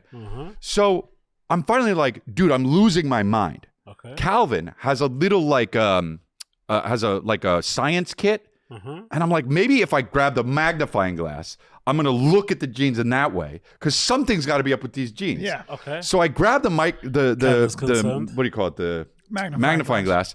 And I look at these jeans and I'm looking at studying it and I see this very, very, very, very, very, very extremely tiny diving board. And I'm like, what? And then I realize, oh, it's because my pockets stay deep.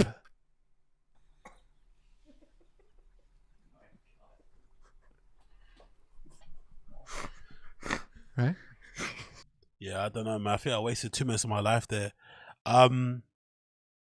Maybe this stuff hit better when you didn't know this guy was, branding women with his initials, right? And coaxing, somewhat barely underage girls to come over to his hotel room, and the other guy wasn't accused of rape, and pulling out his winker in the girl's car and chasing sales assistants around the shop, showing them his tighty whities, allegedly.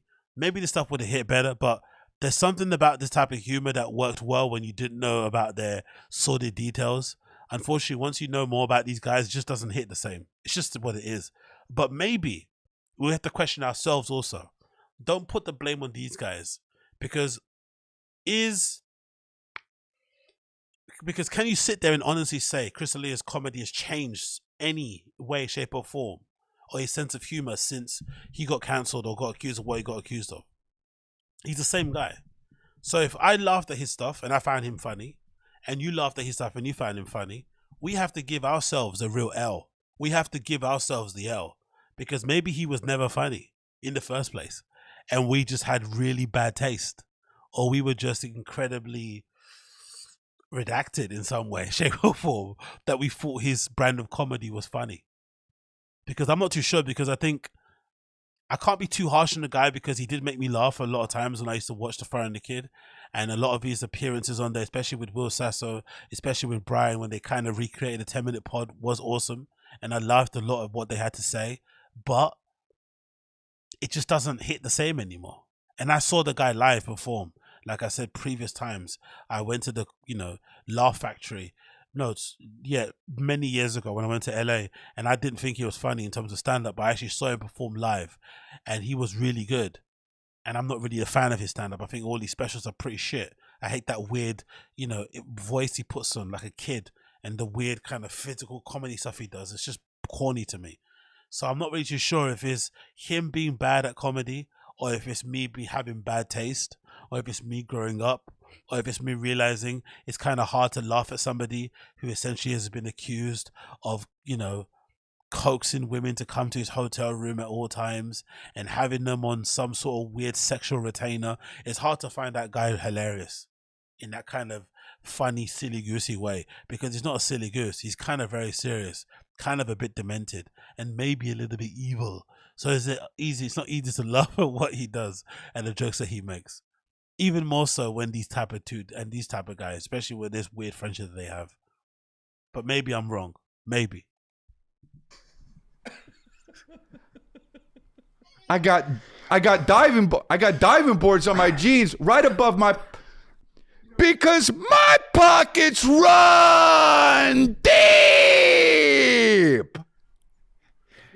Isn't that nuts? Too long a story to get to that.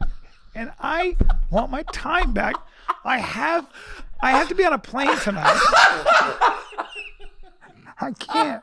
I'm busy, man. I can't. I want an adult conversation.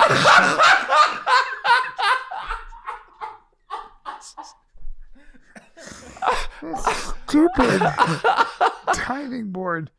Yeah. Fuck, dude. So. All right. Yeah, I have to carry my money around in a backpack or something. Don't use cash. Anyway, I was going to say, right, if I was Crystalia, I would kind of hate Bryan Callen if what we saw online was true. Because, poetic flipping justice, right? Crystalia gets cancelled for being a diddler.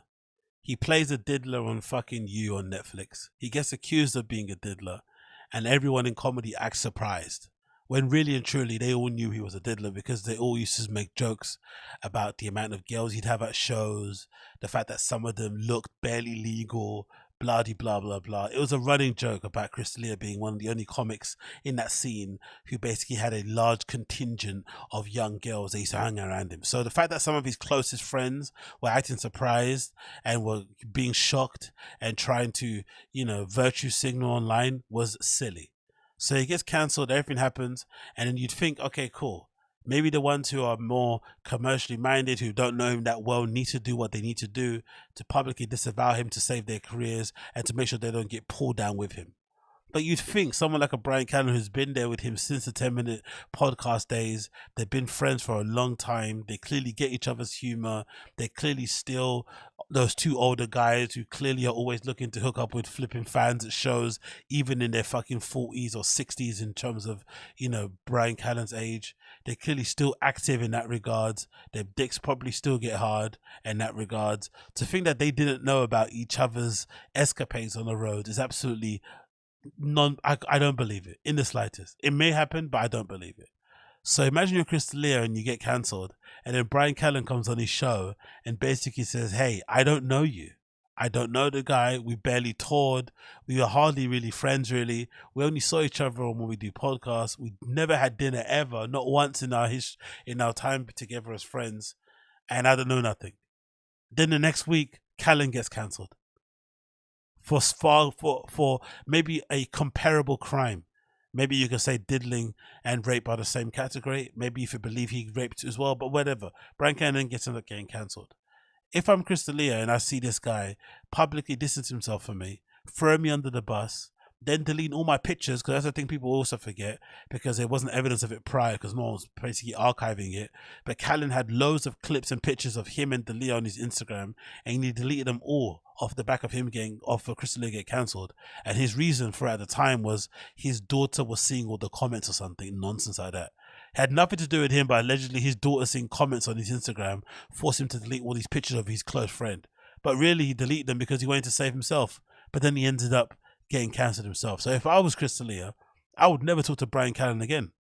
But maybe that's why I don't have friends. Or maybe that's why that whole LA friendship thing is a whole different world in itself. Because they kind of realize, you know what? I know what you had to do.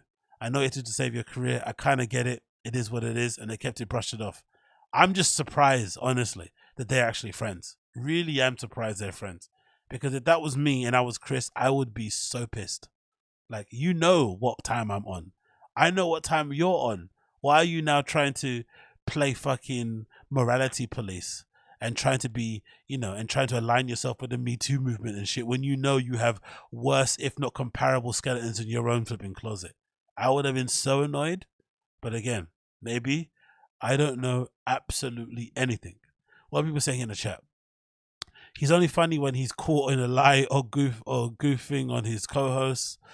And up, it just says Chris and Bryan were really funny on the Fight Companions a year and a half ago when Chris came out from hiding. Oh yeah, true, that was true. That was log. Yeah, that was actually a good one. Good point, Uche, actually. Yeah, they actually were. They actually did click on really well there. I keep forgetting how many comedians did Girl and Guy Code. Chris's No Pain was his worst performance. I think one of them before No Pain was good. Where Chris was competing with Theo with the fat belt was his best. Yeah, for sure. Crash 98.4. That period of that THICCC belt and get guest of the year thing, when they were actually, this is the thing as well, by the way. Can we go back to a point in time where comedy podcasts were really funny? When the hosts were going out of their way to try and make their guests laugh and the audience laugh also? Because that was the last kind of period of when The Fire and the Kid was actually funny, when they had these guests of the year belts made up and they had people coming on the show knowing full well guest of the year was a thing and they wanted to win it. They wanted to have the fans say, yeah, we really love this guy, we really like this guy and whatnot.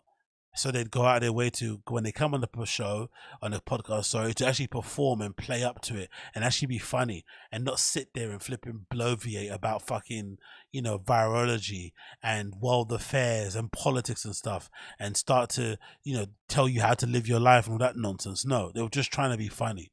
Let's go back to that point in time, because to me, that was the greatest era. But, you know, maybe eras end for a reason. And now you've got these comics talking about how many tickets they're selling, how great they're flipping, you know, tour was, what new Lambo truck they got. And you just sat there thinking, okay, I'm happy for you because I'm a fan, but maybe wrap it up.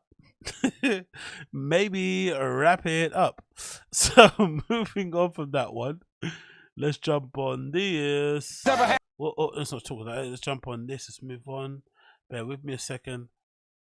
Let's say this. So, this is another person who's been booked for the comedy Mothership over there in Austin, Texas. It looks like Rogan has booked Your Mom's House adjacent, or Your Mom's House alumni. You'd imagine Josh Potter has got a little gig or did perform actually out there at the comedy Mothership recently. There's pictures here courtesy of his Instagram account of him sat at the bar here at Mitzi's drinking some beer. And there's also a picture here with him with a little toy in his beer and him performing or being brought on stage by a person called Princess something, Hank or something, whatever the person's name is. So this is a quick clip of Josh Potter being brought on stage. Oh, no sound to it. It doesn't matter. The sound isn't there. I'm guessing the person's saying, this is my best friend, a beast of a comic, one of the best comics ever, blah, blah, blah. And Josh Potter comes on nervously, tries not to give the lady a hug. Oh, yeah, it does. Nice little hug there. And then gets introduced back onto the show. So big up Josh Potter. And he performed there. So, if you're Brendan, right, I've got a feeling Josh Potter, again, I'm throwing this out there, but because I liked him on Your Mom's House, I've got a feeling that Josh Potter may have started stand-up after Brendan Schaub. That's my gut feeling. If that's the case, he started after him, he's not as close to Rogan as Brendan is, but yet he's getting booked there before him. For me as a comedy fan, that makes me trust the programming at the Comedy Mothership way more, because it feels like people are being booked on merit and not just because they're big. Of course, the big names are going to get booked because they need to sell tickets, but they are prioritizing platforming, showcasing, giving space to great stand-up comedians or people that they deem to be worthy enough and not just normal dead people. Because that's pretty cool. Because I don't think, someone said Tom Segura's crew, I don't think Tom Segura's got the pull enough to tell Rogan who to book. I still think he has to like these people. So the fact that he liked Bryan Simpson when he saw him at the Comedy Store back in the day, because Bryan Simpson, I think, was somebody that Tom Segura kind of was championing and had him on the show quite often, and I found funny. You know, Rogan sees him perform live one time. It's like, yeah, I want to fuck with this dude also. That's pretty cool. So if you're Brendan, you should be a little bit annoyed about this, but maybe you shouldn't as well, because it does show that that Comedy Mothership place is going out of their way to actually book legit stand-ups. But it's definitely got to eat away at him at some point. If ERIK Griffin gets a set there, he doesn't really know Rogan too well, and Josh Potter gets a set there, and he's loosely affiliated with Tom Segura, even though him and Tom and the whole Your Mum's House thing kind of ended a bit weird. If you remember that live stream he did ages ago when he ended his show there out of the way because I think he didn't want to move to Austin. I don't know. Weird thing happened there. So he's not even that closely associated with flipping, thing. And he's basically legally in one way blind as well, and he got booked before Brendan. You'd imagine Brendan will be a little bit annoyed because he has this thing where he kind of feels like he's better than people, and you imagine because he's technically way more successful and way richer, he probably looks at Josh Potter and thinks, nah, I should be better than him. But it wouldn't surprise me if Josh Potter is actually really funny, because he's actually really funny on podcasts also, and he comes across as just somebody that you would imagine would be good at stand-up. You would imagine. But hey, what do I know? But anyway, congratulations to Josh Potter for performing at flipping the Comedy Mothership. Hopefully that was a great time for you. Moving on from that one, let's quickly check out the Comedy Mothership itself and see what on. The flipping Instagram account, you got it here. You got Whitney Cummings sat there doing the comedy face, writing clearly, hard at work, right? Making herself come over her own jokes. And then I said to myself, right? Loving it, performing on stage, having a whale of a time. She brought some friends on to perform with her. Let's see who the friends were. Bryan Simpson, Derek Poston. I don't know who that lady is. That Esha Minaj, that other dude that's always, I guess, there. It looks like he's Hispanic. Not really too sure. I'm not sure who that white guy is. Who's he? Adam Lucky. And a few other people here also. Who have you got here? Josh Hofett, comedian. Tony Casalis. Jesus Christos, bro. Krimali somebody. And who else is on there? Many. Anyway, too many people. You see them anyway. You see them. Those are some good pictures. More pictures here of Whitney at the Comedy Mothership, pointing out to the fans there, wearing some lipstick and, leaning into the woman thing. Oh, I don't want to be sexy. I don't want to be cool. And so just wear what you want, lady. Stop complaining. Do your jokes and go home. Come on. You got here, what's his flipping name again? Ron White. He seems to be a regular over there. Bryan Simpson's obviously a regular over there. I don't know who this guy is. Brian Moses, somebody. I don't know who this lady is. Oh, that's that princess person. Jesus Christ, that head, bro. Like, fucking hell. Sometimes you think this of like, to be a comedian, you kind of have to look like this, because you'd imagine he probably got bullied a lot in school. So you kind of have to develop the defensive mechanism, and you have to basically be funny or be really good at fighting, unironically. So if you're funny, you can basically crush most bullies. So that's how you kind of get forward in life. So you kind of have to have a bit of an origin story, a little bit of a villain story. But an origin story is the best way to kind of put it. So maybe that might be Brendan's real Achilles heel, right? That he may be just being a jock and being a star athlete when he was growing up didn't really afford him the ability to kind of get picked on and being in decent shape and stuff. So he didn't necessarily build up any ability to tease or to poke fun or to joke around. He just always was a stud, always was bigger, always could fight. So, you know, if you chat shit, you get banged. Whereas if you chat shit to Derek Poston, what's he gonna do? He's gonna pull a face. You know what I mean? So you kind of have to be funny. So maybe Brendan's unlucky in that respect, because even though he's maybe got a love for stand-up now, the fact that he was a star athlete just never gave him the chance. You know? That might be the thing. That might be the... Oh, sorry, the chat's not loading. Sorry. That might be the... That probably might be the issue. He's never got given a chance because he was always a star athlete. Crazy, isn't it? But hey, what can you do? Big up Derek Poston regardless. Smashing the thing out there, clearly. A few other people here. You've got Eshan Jamad. You've got Tony Bell. Only Ryan Joseph, somebody here called. Who else you got here? You got, who's that? Bianca Carapato, Miles, the black guy. You got someone called CJ Landry. You got Lucas. So many new people they're performing on here, innit? Like crazy amount of them. So I think we're going to see quite soon the Comedy Mothership probably announce regulars. Like they're probably going to start moving people up to be paid regulars and stuff. So it was just to see who the new batches are. And I think we're going to see quite a few newer people on there, because it seems like they're trying to push a lot of newer comedians out there also. Oh, you got Paulie Shaw performing on a Wednesday happening soon here. Tickets drop at 2 p.m. TST. Paulie Shaw performing. And then what's this show here? You got Roast Battlers performing also there, which is great to see. And let's see the stories. We'll have to post on there. I guess it's during the week, so maybe nothing has happened. Let's see anyway. Russell Peters is happening at the Comedy Mothership soon. Jesus. 40 tickets for Kill Tony on the door. Kill Tony adverts. Tony Hinchcliffe talking about Kill Tony. Bottom of the barrel. I guess it's a open mic maybe. Sam Talent opening up. Excited to see this guy. Make it loud for the great. Let's go again. Guys, the next open micer I have heard a lot about, so I'm really excited to see this guy. Make it loud for the great Sam Callen, everybody. Sam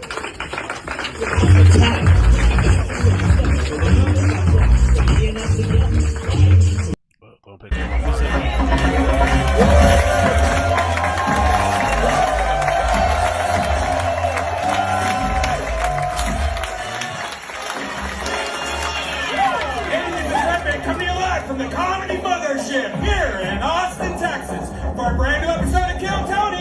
Get up on Tony Hinchcliffe!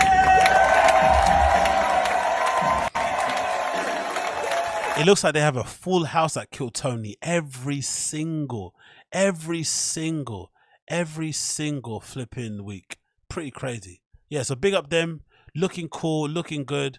Clearly things are moving where they need to be moved. We still haven't heard any confirmation that flipping Brendan Schaub is going to be followed by them anytime soon. The fact that they've only got 185 people there means I doubt they've been followed. I'm not even going to go through the list again, but clearly things are on the up and up and people are loving it. People are loving it. All right, people are loving it. That's what they're doing. They're fucking loving it. So moving on from that one, let's talk about this. What's the other clip I want to talk about? Yeah, let's talk about this. Some clips here, courtesy of the Fight Kids subreddit, regarding the recent fight companion. Right, this is really, really funny. And people put some clips together of the fight companion that happened recently for UFC 287, I think it was, right? Israel Adesanya versus Pereira #2. And these clips are really hilarious because they just show you how much of a dysfunctional mess that show is.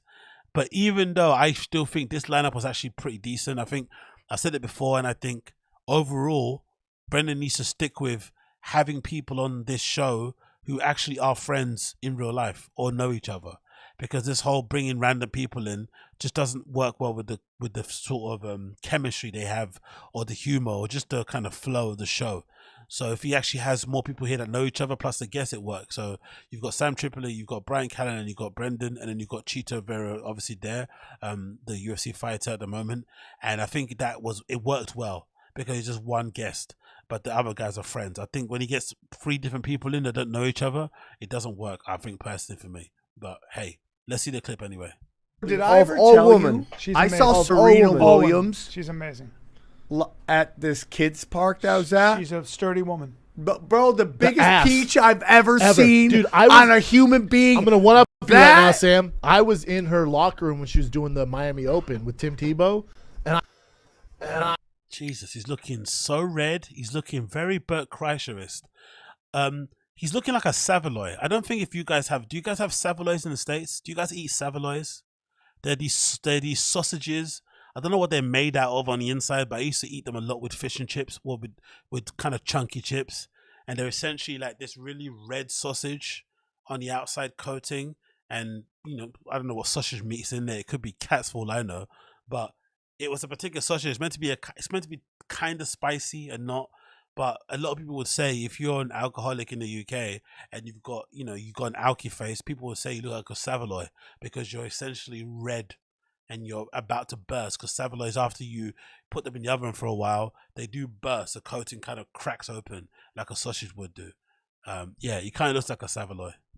I could not stop staring at that gigantic it's the big rump roast. Yeah. And she was so fucking athletic. I was like, holy shit. I felt like a 300 was walking by. Like, yes. Like a Viking was walking. Of all the ass. Brock Lesnar of women, like just next level athlete human and you being. know what? Evolution. I watched her and she was all baby. sweaty. I went, I get it. See? Yeah, I get it.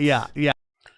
Would this, not to be one of those kind of guys, but if you were a woman and you had your husband on the podcast talking like this about other ladies and, you know, drooling over them, especially off the back of him just coming off the back of what, a week ago of Addies and Baddies Gate, would you be annoyed?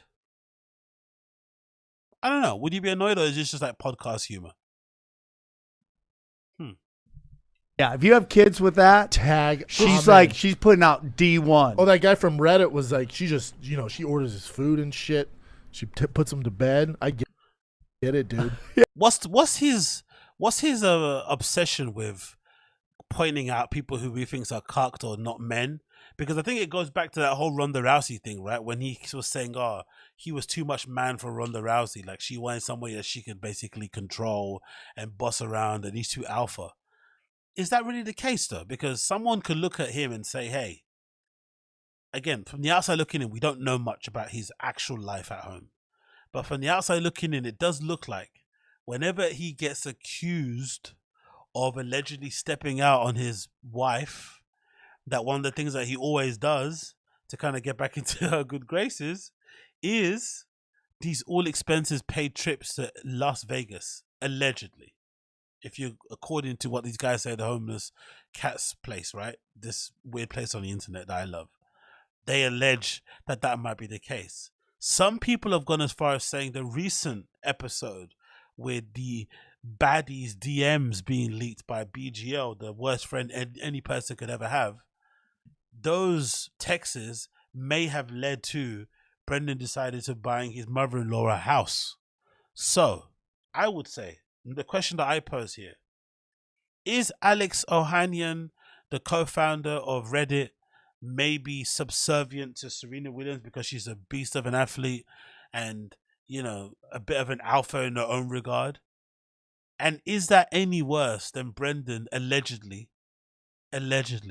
sending his wife on an all-expense girls trip to Las Vegas to do what she wants because he may have done what he wanted? And is it as bad as allegedly Brendan may be buying his mother-in-law a house to make up for the fact that he may have stepped out and, you know, dabbled in some of the baddies that he was texting? What's worse?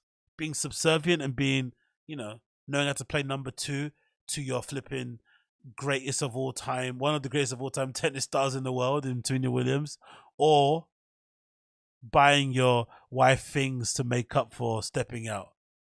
Because if you're a real alpha and you didn't care and you were this, I'm too man for this, you just do what you wanted and tell that girl to shut the fuck up.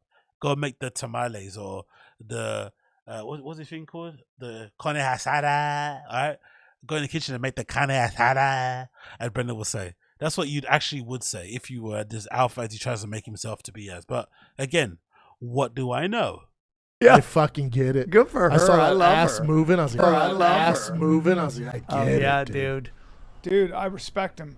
Now, Adesanya is fighting a man You respect in a different who? weight class. You respect who? Serena Williams' husband. Oh, who did okay, the podcast. clear that Remember? up, He was bro. one of our first guests. Do you remember this? No. We had him on Fighter and the Kid. No. He created Reddit. We had him on the podcast? Yes, he Alexis created He's the one still alive. They killed the other one when he wouldn't let the government do all the censorship. Shut up, Sam. I've never seen that guy in my Sam. life. Bubba, I don't know how to say his name. Bubba, we Shut had him up. on- Nicolas headphones. Cage is on the screen. We had No Alex headphones. Ohanian on our podcast. No headphones. And I was there. You Brilliant sure that pod. wasn't the time I Bubba, wasn't you there? were there, and he was on Fighter and and we Kid. talked. That table is a mess. Look at that table. Look at that table. I think someone else pointed out before they're trying to recreate the flipping Joe Rogan table, but it's so sterile. It's so random. It's covered in absolute shit. It's so all over the place. And honestly, every time I see rain, I remember that I had to sip some of it on stream just to kind of see what the hype was all about. And it tastes like absolute dog water, fizzy dog water. Rain energy drinks are fucking horrendous. Yuck. Talked about Reddit, him starting Yes, stuff? we did. Are you sure he was on Yep, the and he Bryan talked show? about he talked about having season tickets. got Yeah, Oh, the Mexican? Yeah, Yeah, I don't remember him being on Fighter and the Kid. I can't Google it, so I don't think so, Brian. Bubba, I'm telling you, I he don't was think on so, Fighter buddy. and the Kid. When we were at Fox? Oh, you look good in that picture. I don't think so, Brian. I'm almost positive he was on Fighter and the Bubba, Kid. I'm almost positive. You sure you're not thinking it was Jay Schaub? I might be a little high. Yeah. I'm almost positive he was, Was it on Jay Reddit. Schaub? Might have been Jay Schaub. I'm almost positive he was on Reddit because I wouldn't allow him on our show. I think he was on. It looks like you'd be so boring. So You wouldn't allow the founder of Reddit on your show. Okay. But let's get some random wannabe Andrew Tate guy to be on there. Makes sense. you'd be so boring. No, the guy who created Reddit, who started Reddit. No. He was never on our show. I think he did Fighter and the Kid. I would have turned that down. And I was Pereyra so Khan. upset. I think. Okay, anyway, redact and very much giving off a lot of the energy why people don't like the guy. But hey, it's his show. If you wouldn't want to have Alex Ohanian on his show, makes sense. But I also don't think Alex would get on his show because, come on, he's a founder of Reddit and he's worth $1 bajillion. Why the fuck would he be talking to Brendan Schaub and Bryan Callen? That would probably, he'd probably be doing them a favor. Let's be honest, right? Let's be honest. Anyway, this clip is fucking fantastic also. Brendan, for some reason, has beef with Alex Pereira. Now, we know why. Because he said something disparaging about Alex's ability to defend takedowns and the fact that he'd get molly-whopped if he was in the ring with anybody that was decent, right, in terms of grappling ability. I think for the regular person like myself, and you and I, right, or the casual fan like I am, I think it's fairly okay to say that about a fighter. Bit disrespectful, but it has some credence to it. But I think if you're a former fighter, you kind of have to have a little bit of tact about the things that you say. You can't be that outlandish, especially when you've been through the fire yourself and you've actually fought at the highest level in the UFC. You'd imagine it'd be a little bit more there'd be a bit more sensitivity to the struggles of a fighter, and you'd kind of have a little bit more grace, a little bit more politeness about how you speak about things. But obviously Brendan, he just goes, he flies by the seat of his pants, and maybe he did ask for an interview with Pereira on flipping the food trucks, and they said no, or maybe he's just, I don't know, whatever he is, jealous that this new guy's getting all this fame and attention. But he did kind of make a bit of a disrespectful comment about Alex's wrestling or lack thereof. And then when Alex went on Eric Hawani's show, he then said, oh, this guy, Brendan, said whatever, and kind of made some disparaging comments about him, which then, Ariel didn't waste any opportunity of kicking him while he was down and kind of letting in a couple of jabs. So maybe this is a warranted response, but I still think it's delusional when you consider the people who knocked Brendan out, who don't hit as hard as Alex do, or who aren't as decorated strikers as Alex Pereira is. But him saying that he could easily take down Alex is absolutely hilarious. You talk shit to me about it. Here's my thing. That's scary. It's not, though. Take him down. Here's the thing, though. Right? I can wrestle and have a black belt. But here's the thing, Pierre. It's funny he's talking about he'd take him down and he would, be easier. He's got a black belt because the black belt that he has, if I'm not mistaken, is a black belt that he got because his kids were begging him about his black belt, so he called up his old jiu-jitsu coach who he hadn't seen or trained with in years, and he got given a black belt just because he's famous, just because he'd been training with it for long, but he hadn't actually been on the mats in a while. He actually hadn't been doing anything in a while. So he basically got his a fake black belt to some extent.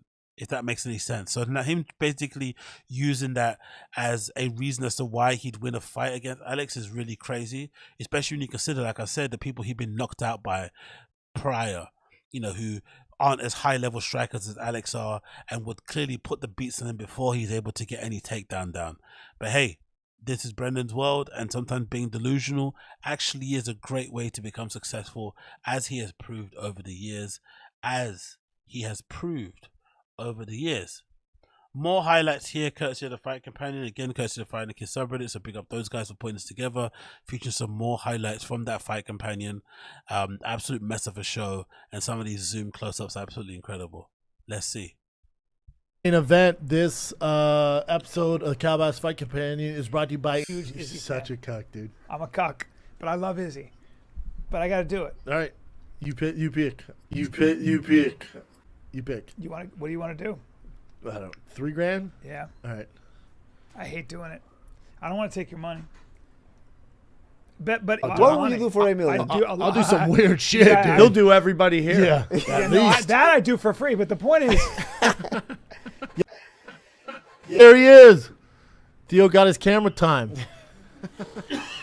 Theo tweeting out right now, Dana, you're too good to us. $79.99, dude, you're the best, Uncle D. He says that joke every single Fight Companion. I hope somebody puts together a compilation of him laughing and joking and teasing Theo about his first UFC tweets, even though most of his teasing is kind of drenched in jealousy. I hope somebody does make a compilation of all the times he says it, because it feels like he does it every single Fight Companion. He clearly is butthurt that he's not the one being invited to these flipping shows. He's clearly butthurt, in my opinion anyway. Every fight to get the broadcast. Oh! I get my toenails done. Yeah, I've done that before. I don't like it. I don't like it because they make fun of me. I don't understand. You're speaking, Chinese, and they go, "Oh, Godzilla, big toe." I can hear him say that. Hurts my feelings. Oh! Oh, I'm sorry. There's no alcohol in this, right? If you're sober or you're pretending to be sober when you're Sam Tripoli, why wouldn't you check the can to see if it was non-alcoholic drink before you actually opened it to drink it? Who does that? If you're that conscious about your sobriety, especially being surrounded by other people drinking, you shouldn't be there anyway. But imagine you are there right now. Wouldn't you just check the can to make sure it's flipping, a non-alcoholic beverage? This is something someone does that isn't sober. There's a line on the table. Or is that, ain't that multivitamins crushed up? Oh, fuck, my bad. I thought that was multivitamins. Oh, sorry, my bad. Let me just take one more just to kind of even it out. What's this guy on about, man? Get out of here. Fake sobriety. This guy ain't sober. A fucking liar. He's as sober as Aiden Ross, mate. No, man. Okay. But sometime in May, there's Nick Bosa who want to suck off. Both of us. And Joe Burrow, too, dude. Both. Not so much. Not so much? A couple of handsome fucks. Yeah, she's a handsome man, dude. Tricks, who's that guy behind? The giant black guy? Yeah. He's the starting tight end, I think, for the Bengals. Is he? Yeah. Ooh, Brian's so turned on. What? He's horny now. What? What? Why's my throat dry? Oh, Jesus Christ, that humor is so awful. I also find it interesting that they don't have enough chat. Like, do you remember the Fight Companion on JRE when it was really popping off? They would sometimes lose the flow. No, they sometimes they sometimes wouldn't remember what happened on the screen because they were so ingratiated in their own flipping conversation. And it'll be fun to watch and listen to when you're watching it yourself, right? Eddie Bravo going on some rant, Bryan laughing, Brendan egging him on. It was quite funny. But this one, they don't have any real chemistry. The show isn't, they're not really getting on as probably as well. So they're actually forced to watch the show to kind of have something to laugh about. But somehow also watch it in silence because Chin hasn't figured out a way of having them listen to the show through their headphones without having, because that's the way you'd do it. You'd have headphones on so you could hear the show. So you wouldn't have to sit there in silence awkwardly and you could all kind of talk over each other, but listen to the show at the same time. And it wouldn't be this weird kind of thing we're seeing now. Very bizarre. But hey, big up them regardless. The Fight Companion is doing bits as it should do, and it's kind of doing what he probably wanted to do, I think, Brendan, which is basically another avenue to create more content and have more clips go viral so people can be happy and see him for what he is. Now, moving on from that, just a quick little screen grab here, because I don't want to get taken out. Hopefully they won't take me down for this. But this features, what's his face? Kelvin Gastelum, after his really hard-fought win in the UFC 287, decides to exit the ring after he did win, right? He wins this fight, he exits the rings, and he decides to do a beeline for who? Who did he decide to go over to do a beeline for? Who did he want to go see? None other than the Rat King himself, Theo fucking Vaughn. How fucking cool is this? That all these UFC fighters seem to absolutely love Theo, like legitimately. He's legitimately somebody that they actually enjoy having at fights. They like him, they think he's funny. They want to, you know, they want to dap him up. They want to say hi and shit and just kind of shoot the shit with him, clearly. Now, if you're Brendan Schaub, you're wondering to yourself, ever since Theo has left the Thick Boy universe, you know, he has been flourishing. He's been going from strength to strength. He mentioned on one show recently that he's been talking to the UFC about doing some sort of show on the UFC that is centered around maybe fighters or just making jokes and shit. He's clearly a good ambassador for them. They invite him to all the shows and stuff. It's quite cool to see, actually, this happening in real time. So despite Theo not having as much knowledge on the sport as someone like a Brendan does, they seem to like him way, way, way, way more. And it's clearly the feeling is mutual because the fighters go out of their way to say hi. They actually appreciate him. He makes them laugh and stuff. And it's clearly a cool thing to see. And I'm for it. I'm all for it. Absolutely amazing. I love it. Hopefully we see more. And know that show is that he is hoping to make with the UFC happen soon, because I think that's going to be a fun one to check out. So big up Theo Vaughn for being an absolute boss and for clearly showing there is life after THICCC. Clearly there is life after the King and the Sting, and clearly there is life after fucking Brendan Schaub. That goes without saying. That goes without saying.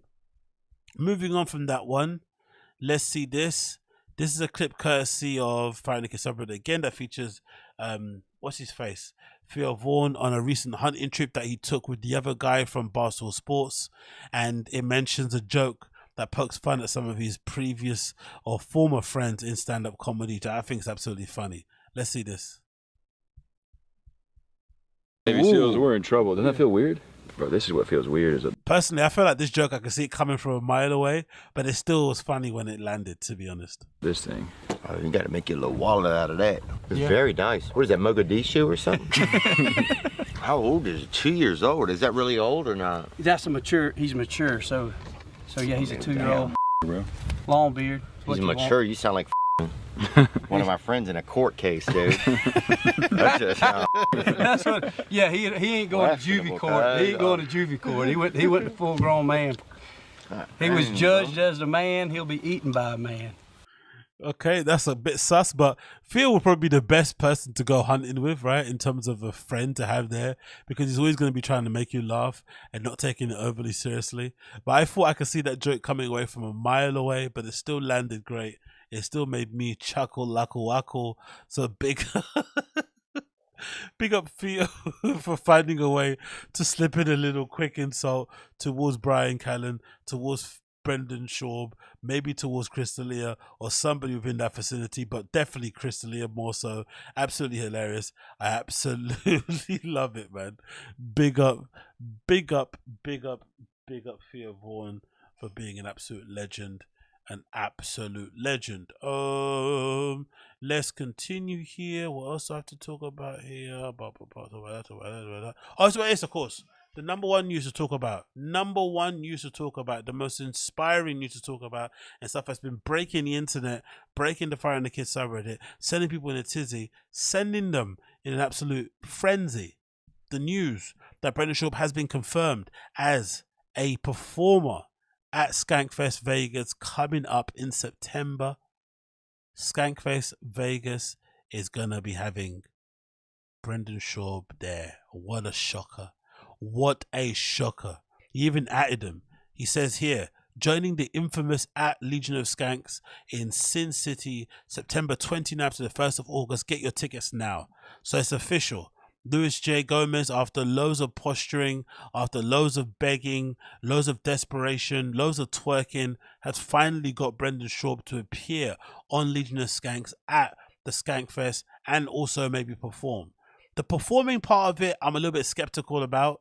Will he actually do his stand-up routine? Will he perform that terrible Greg Abbott bit at flipping Skankfest and stuff and open himself up to getting booed and having people heckle him? I'm not really too sure. Will he go on Legion of Skanks and basically do what he does regularly on shows and shut down and be sad and act moody and not want to answer questions and da-da-da-da? Probably yes. That's going to happen, or be evasive and vague in certain things? I think so.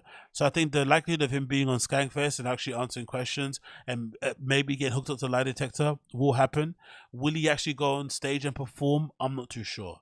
There are some people on the subreddit who are saying that he may end up cancelling before the show goes on because you'll get, cold feet.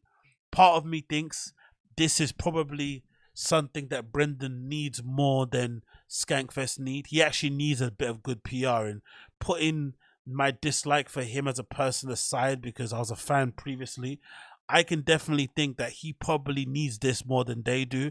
And if he actually went there with a good attitude and decided to actually be willing to be open to be the butt of the jokes, to not have such thin skin and actually laugh at himself, he could actually come out of this quite well.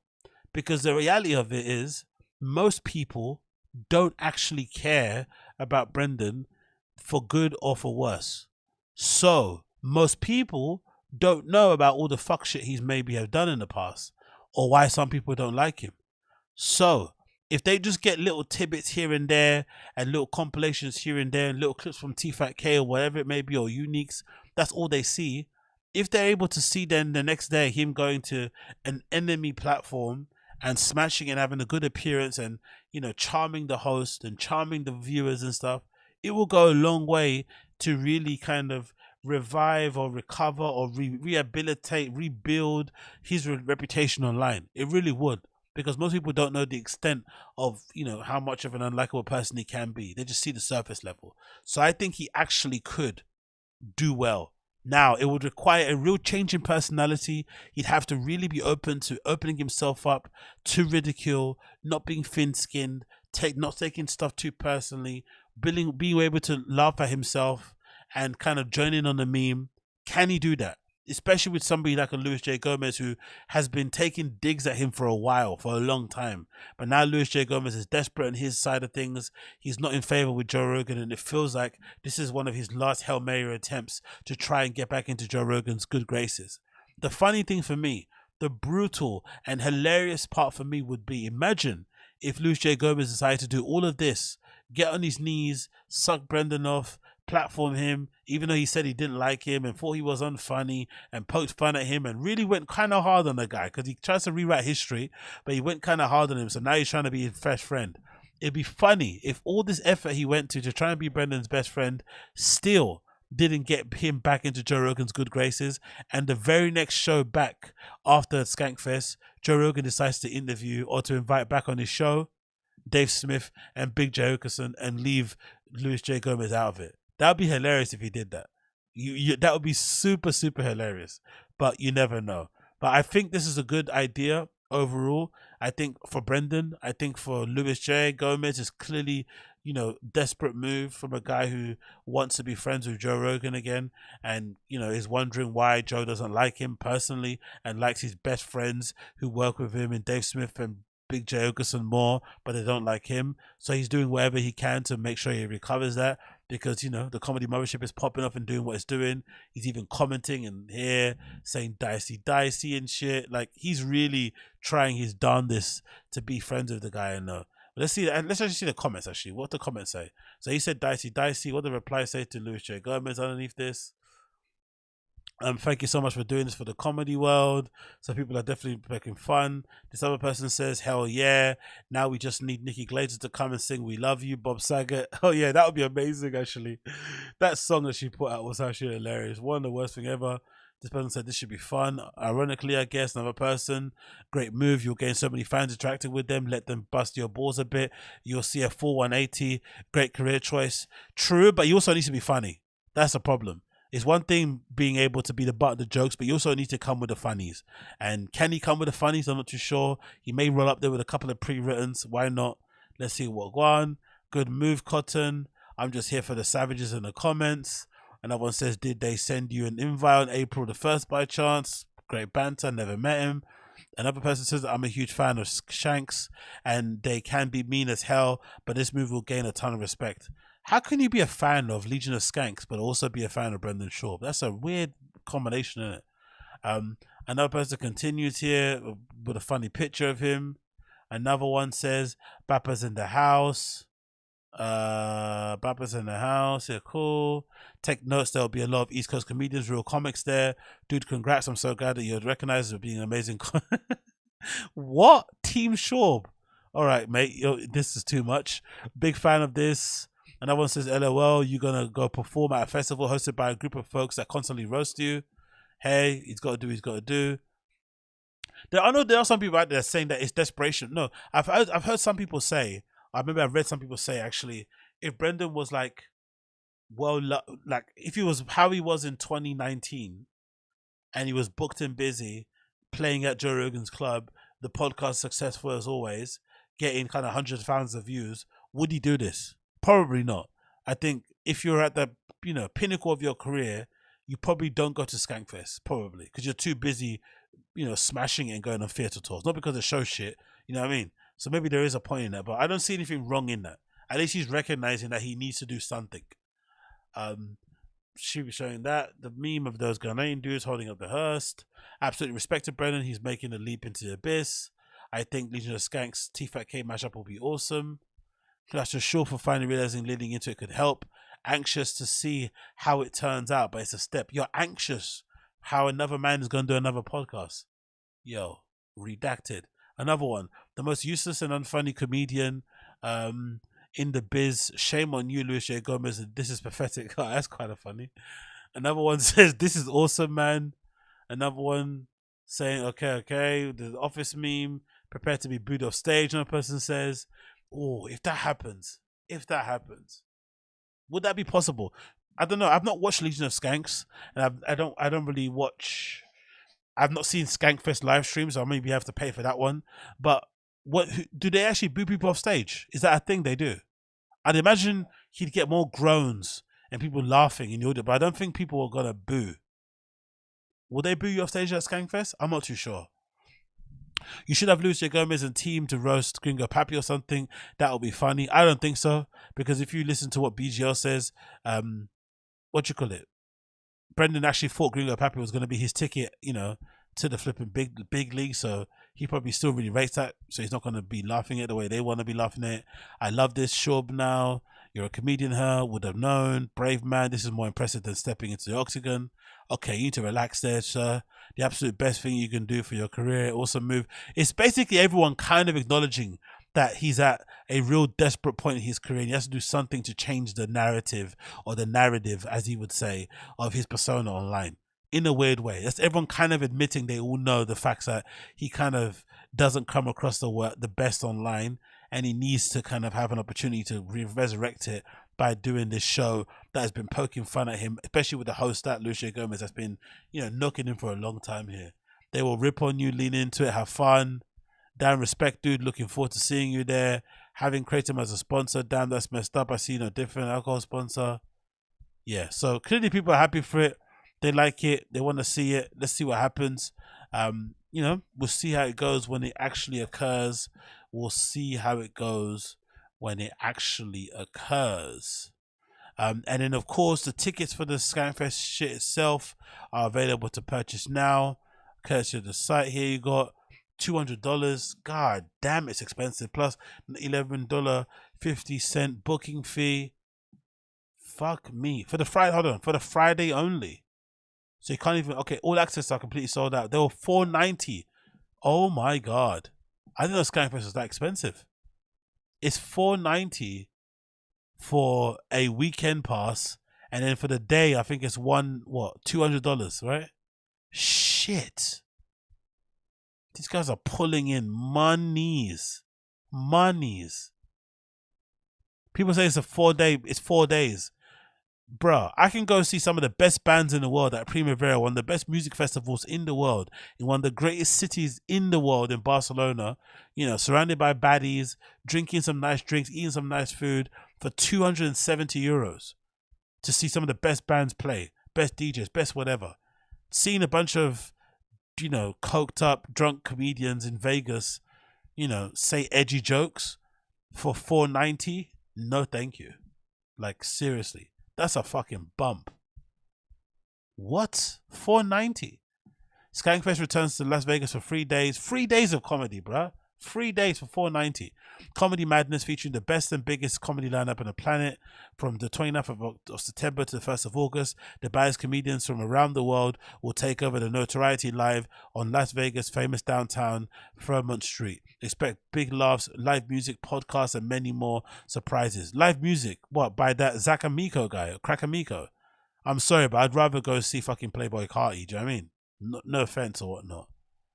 The lineup includes Aaron Berg, Aaron O'Dom, Adam Carolla, Adriana Lapolucci, Ali Mae Brand, Alice Pierce, Annie Liederman, Ari Shafir, Audrey Ben Roy, Black Hammond, Bonnie McFarlane, Brendan Sagler, Brendan Shaw, Brendan blah, blah, blah. Like, I'm sorry, that's not worth $490. I know the lineup's decent. ERIK, GRIFFIN, Fantos, Greg Stone, Hadi Kuba, Ian Fandance, Joe DeRosa, Jim Florentine, Joe List. I'm sorry, man. $490 is fucking excessive for me personally. Maybe you guys disagree, but that is wild. Absolutely wild. Artists and comedians, you got here featured. Crack Amico performing. Big up Crack Amico. That song still bangs. You're a G. What's new arrivals? What's all this shit? Oh, this newest edition. Okay, clothes wise, I guess. I'm sorry, man. I'm not doing it personally. That's too much. I didn't know it was that expensive. God damn it. I'd rather go Austin and use $490 as spending money, you know, to kind of go and get some ribs, do some flipping white salsa. Was it line dancing, whatever that shit's called? Drink some fucking beers, you know, hang out, maybe get into a fight on 6th Street, buy a couple of tickets to some shows and hang out. $490 to go see those guys in Vegas, of all places. Like, nah, no thank you. But again, good idea for Brendan. He probably needs it more than anybody, and obviously, you know, Lewis kind of wants it also, so mutually beneficial. It works well for all of them, so big up them, innit? Big up them. Moving on to that one, we have to talk about, I think that's it. That's it. Oh, I've actually done all my tabs for once. That's brilliant. Oh, actually, this is cool too. So you seen this? Jake Gyllenhaal is going to be on Hot Ones. Some of you guys probably don't care about Hot Ones anymore, but I still watch it. I still think it's a pretty decent show. He's going to be on there April 13th, so check it out. I love Jake Gyllenhaal. I bumped into him one time, as I always say, the famous story of me being at one of my favorite clubs in the world called Alibi back in the day, this little basement bar in Dalston. And I guess Jake Gyllenhaal was filming a scene for a movie where he's in a nightclub somewhere, and he was filming a scene where he'd be like walking up to randoms looking for somebody. And me, like an idiot, I saw him filming the scene and acting normal, and I looked at the camera and dapped him up. So I'm sure I got cut from the movie. But if I just would have acted normal and just acted like, you know, that I kind of knew him, it would have been fine. But he saw me and kind of dapped me up and shit, and I looked straight at the camera, so I'm sure they cut me out of the movie. But he was really nice after the fact, and he hung out with people, signed autographs and shit, took pictures, and was generally cool. And I love him as an actor anyway. So I can't wait to see him on Hot Ones, appearing very soon. April 13th on the Hot Ones, happening soon. If you care, you care. If you don't, you don't. You know how this thing goes. You know how this blood clot thing goes. And yeah, that's it, bro. I think I don't think anything else I got to talk about. I'm not going to play more of that Tim Dillon and Bert Crash. I don't want to get cancelled. So I think that might be it, actually. That's finished. We are done. The random show number 98, I think 98 was it? It's ended. Thank you so much for tuning into the show.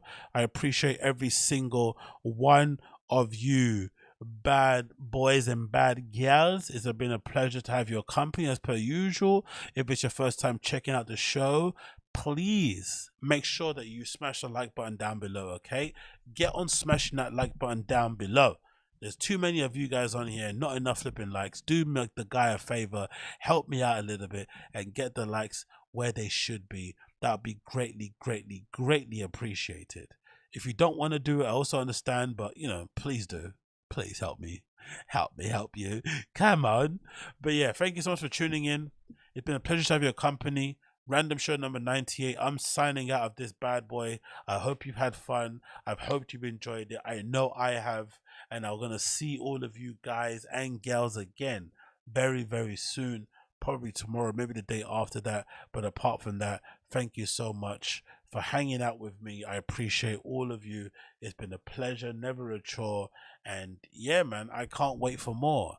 I cannot wait for more. That's what I cannot wait for, okay? I cannot wait for more. It's going to be way more fun. We're going to have a time of our lives, and we're going to enjoy it as the day progresses. But for now, take care, be safe, and appreciate every single one of you. And I'll see you again very soon. Peace. Sayonara. Take care. Bye-bye, my friends. I'll see you again soon. Peace.